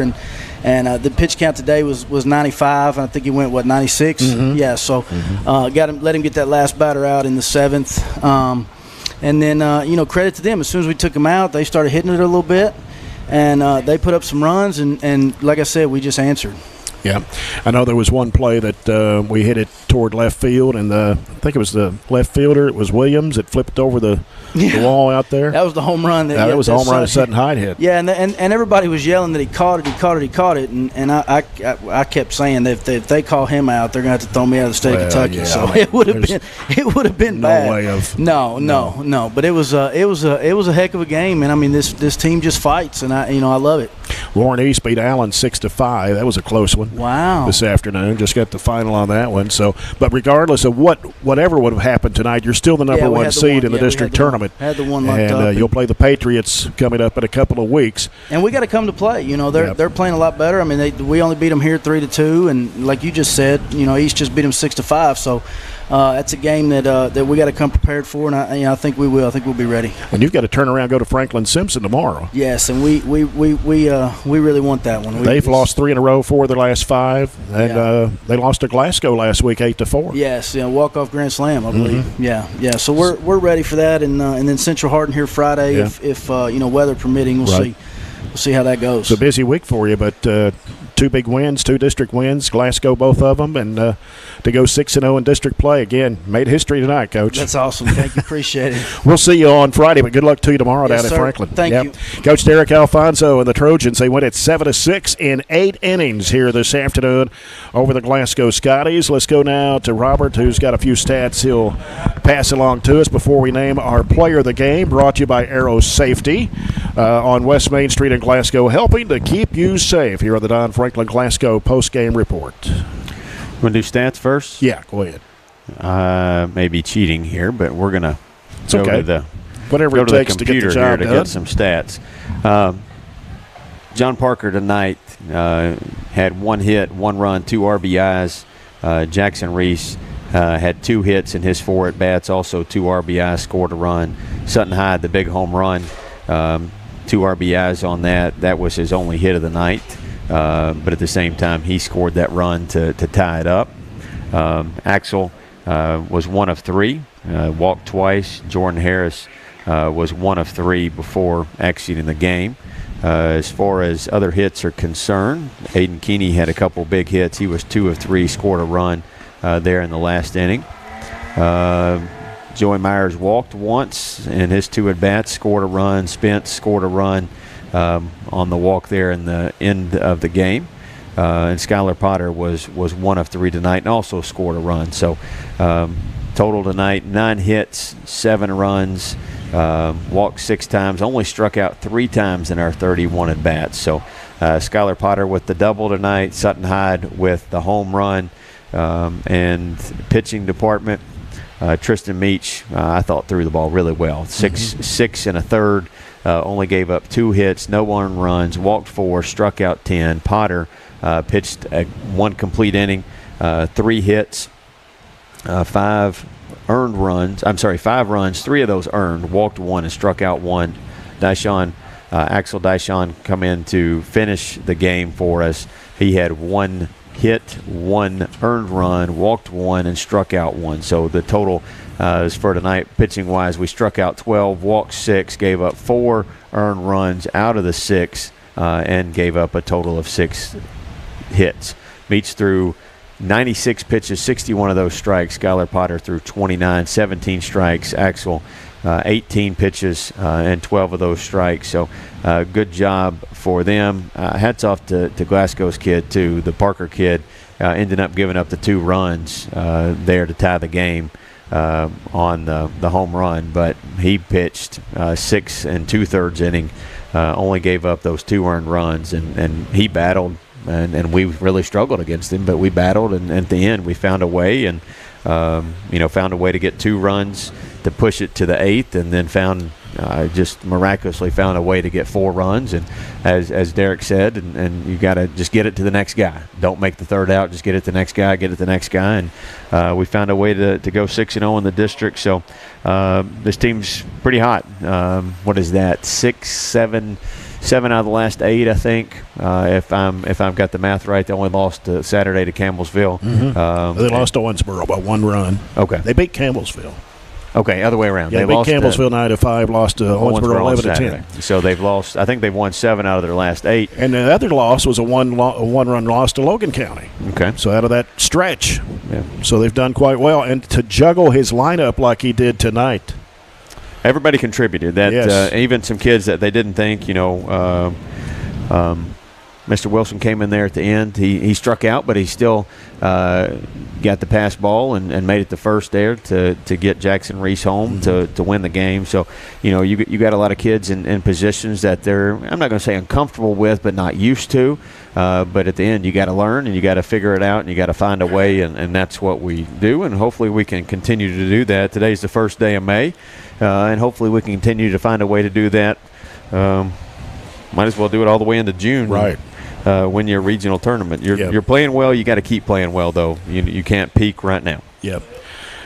And I was about to say the player of the game brought to you by Arrow Safety, West Main Street in Glasgow, helping to keep you safe. I think you have to give it to everybody. I think everybody contributed in some way on this team tonight in order to get the win. Yeah. Did something little, something, completely special. fine with that. Playing a position that you're not normally in, being in a situation to win the game, whatever that is, everybody contributed and everybody was ready to answer the call tonight. So good team win, and I'm with you there, Jay. Yep. We'll come back to wrap it up after this break. Barren County wins it 7-6 over Glasgow in 8 innings on 104 The Score.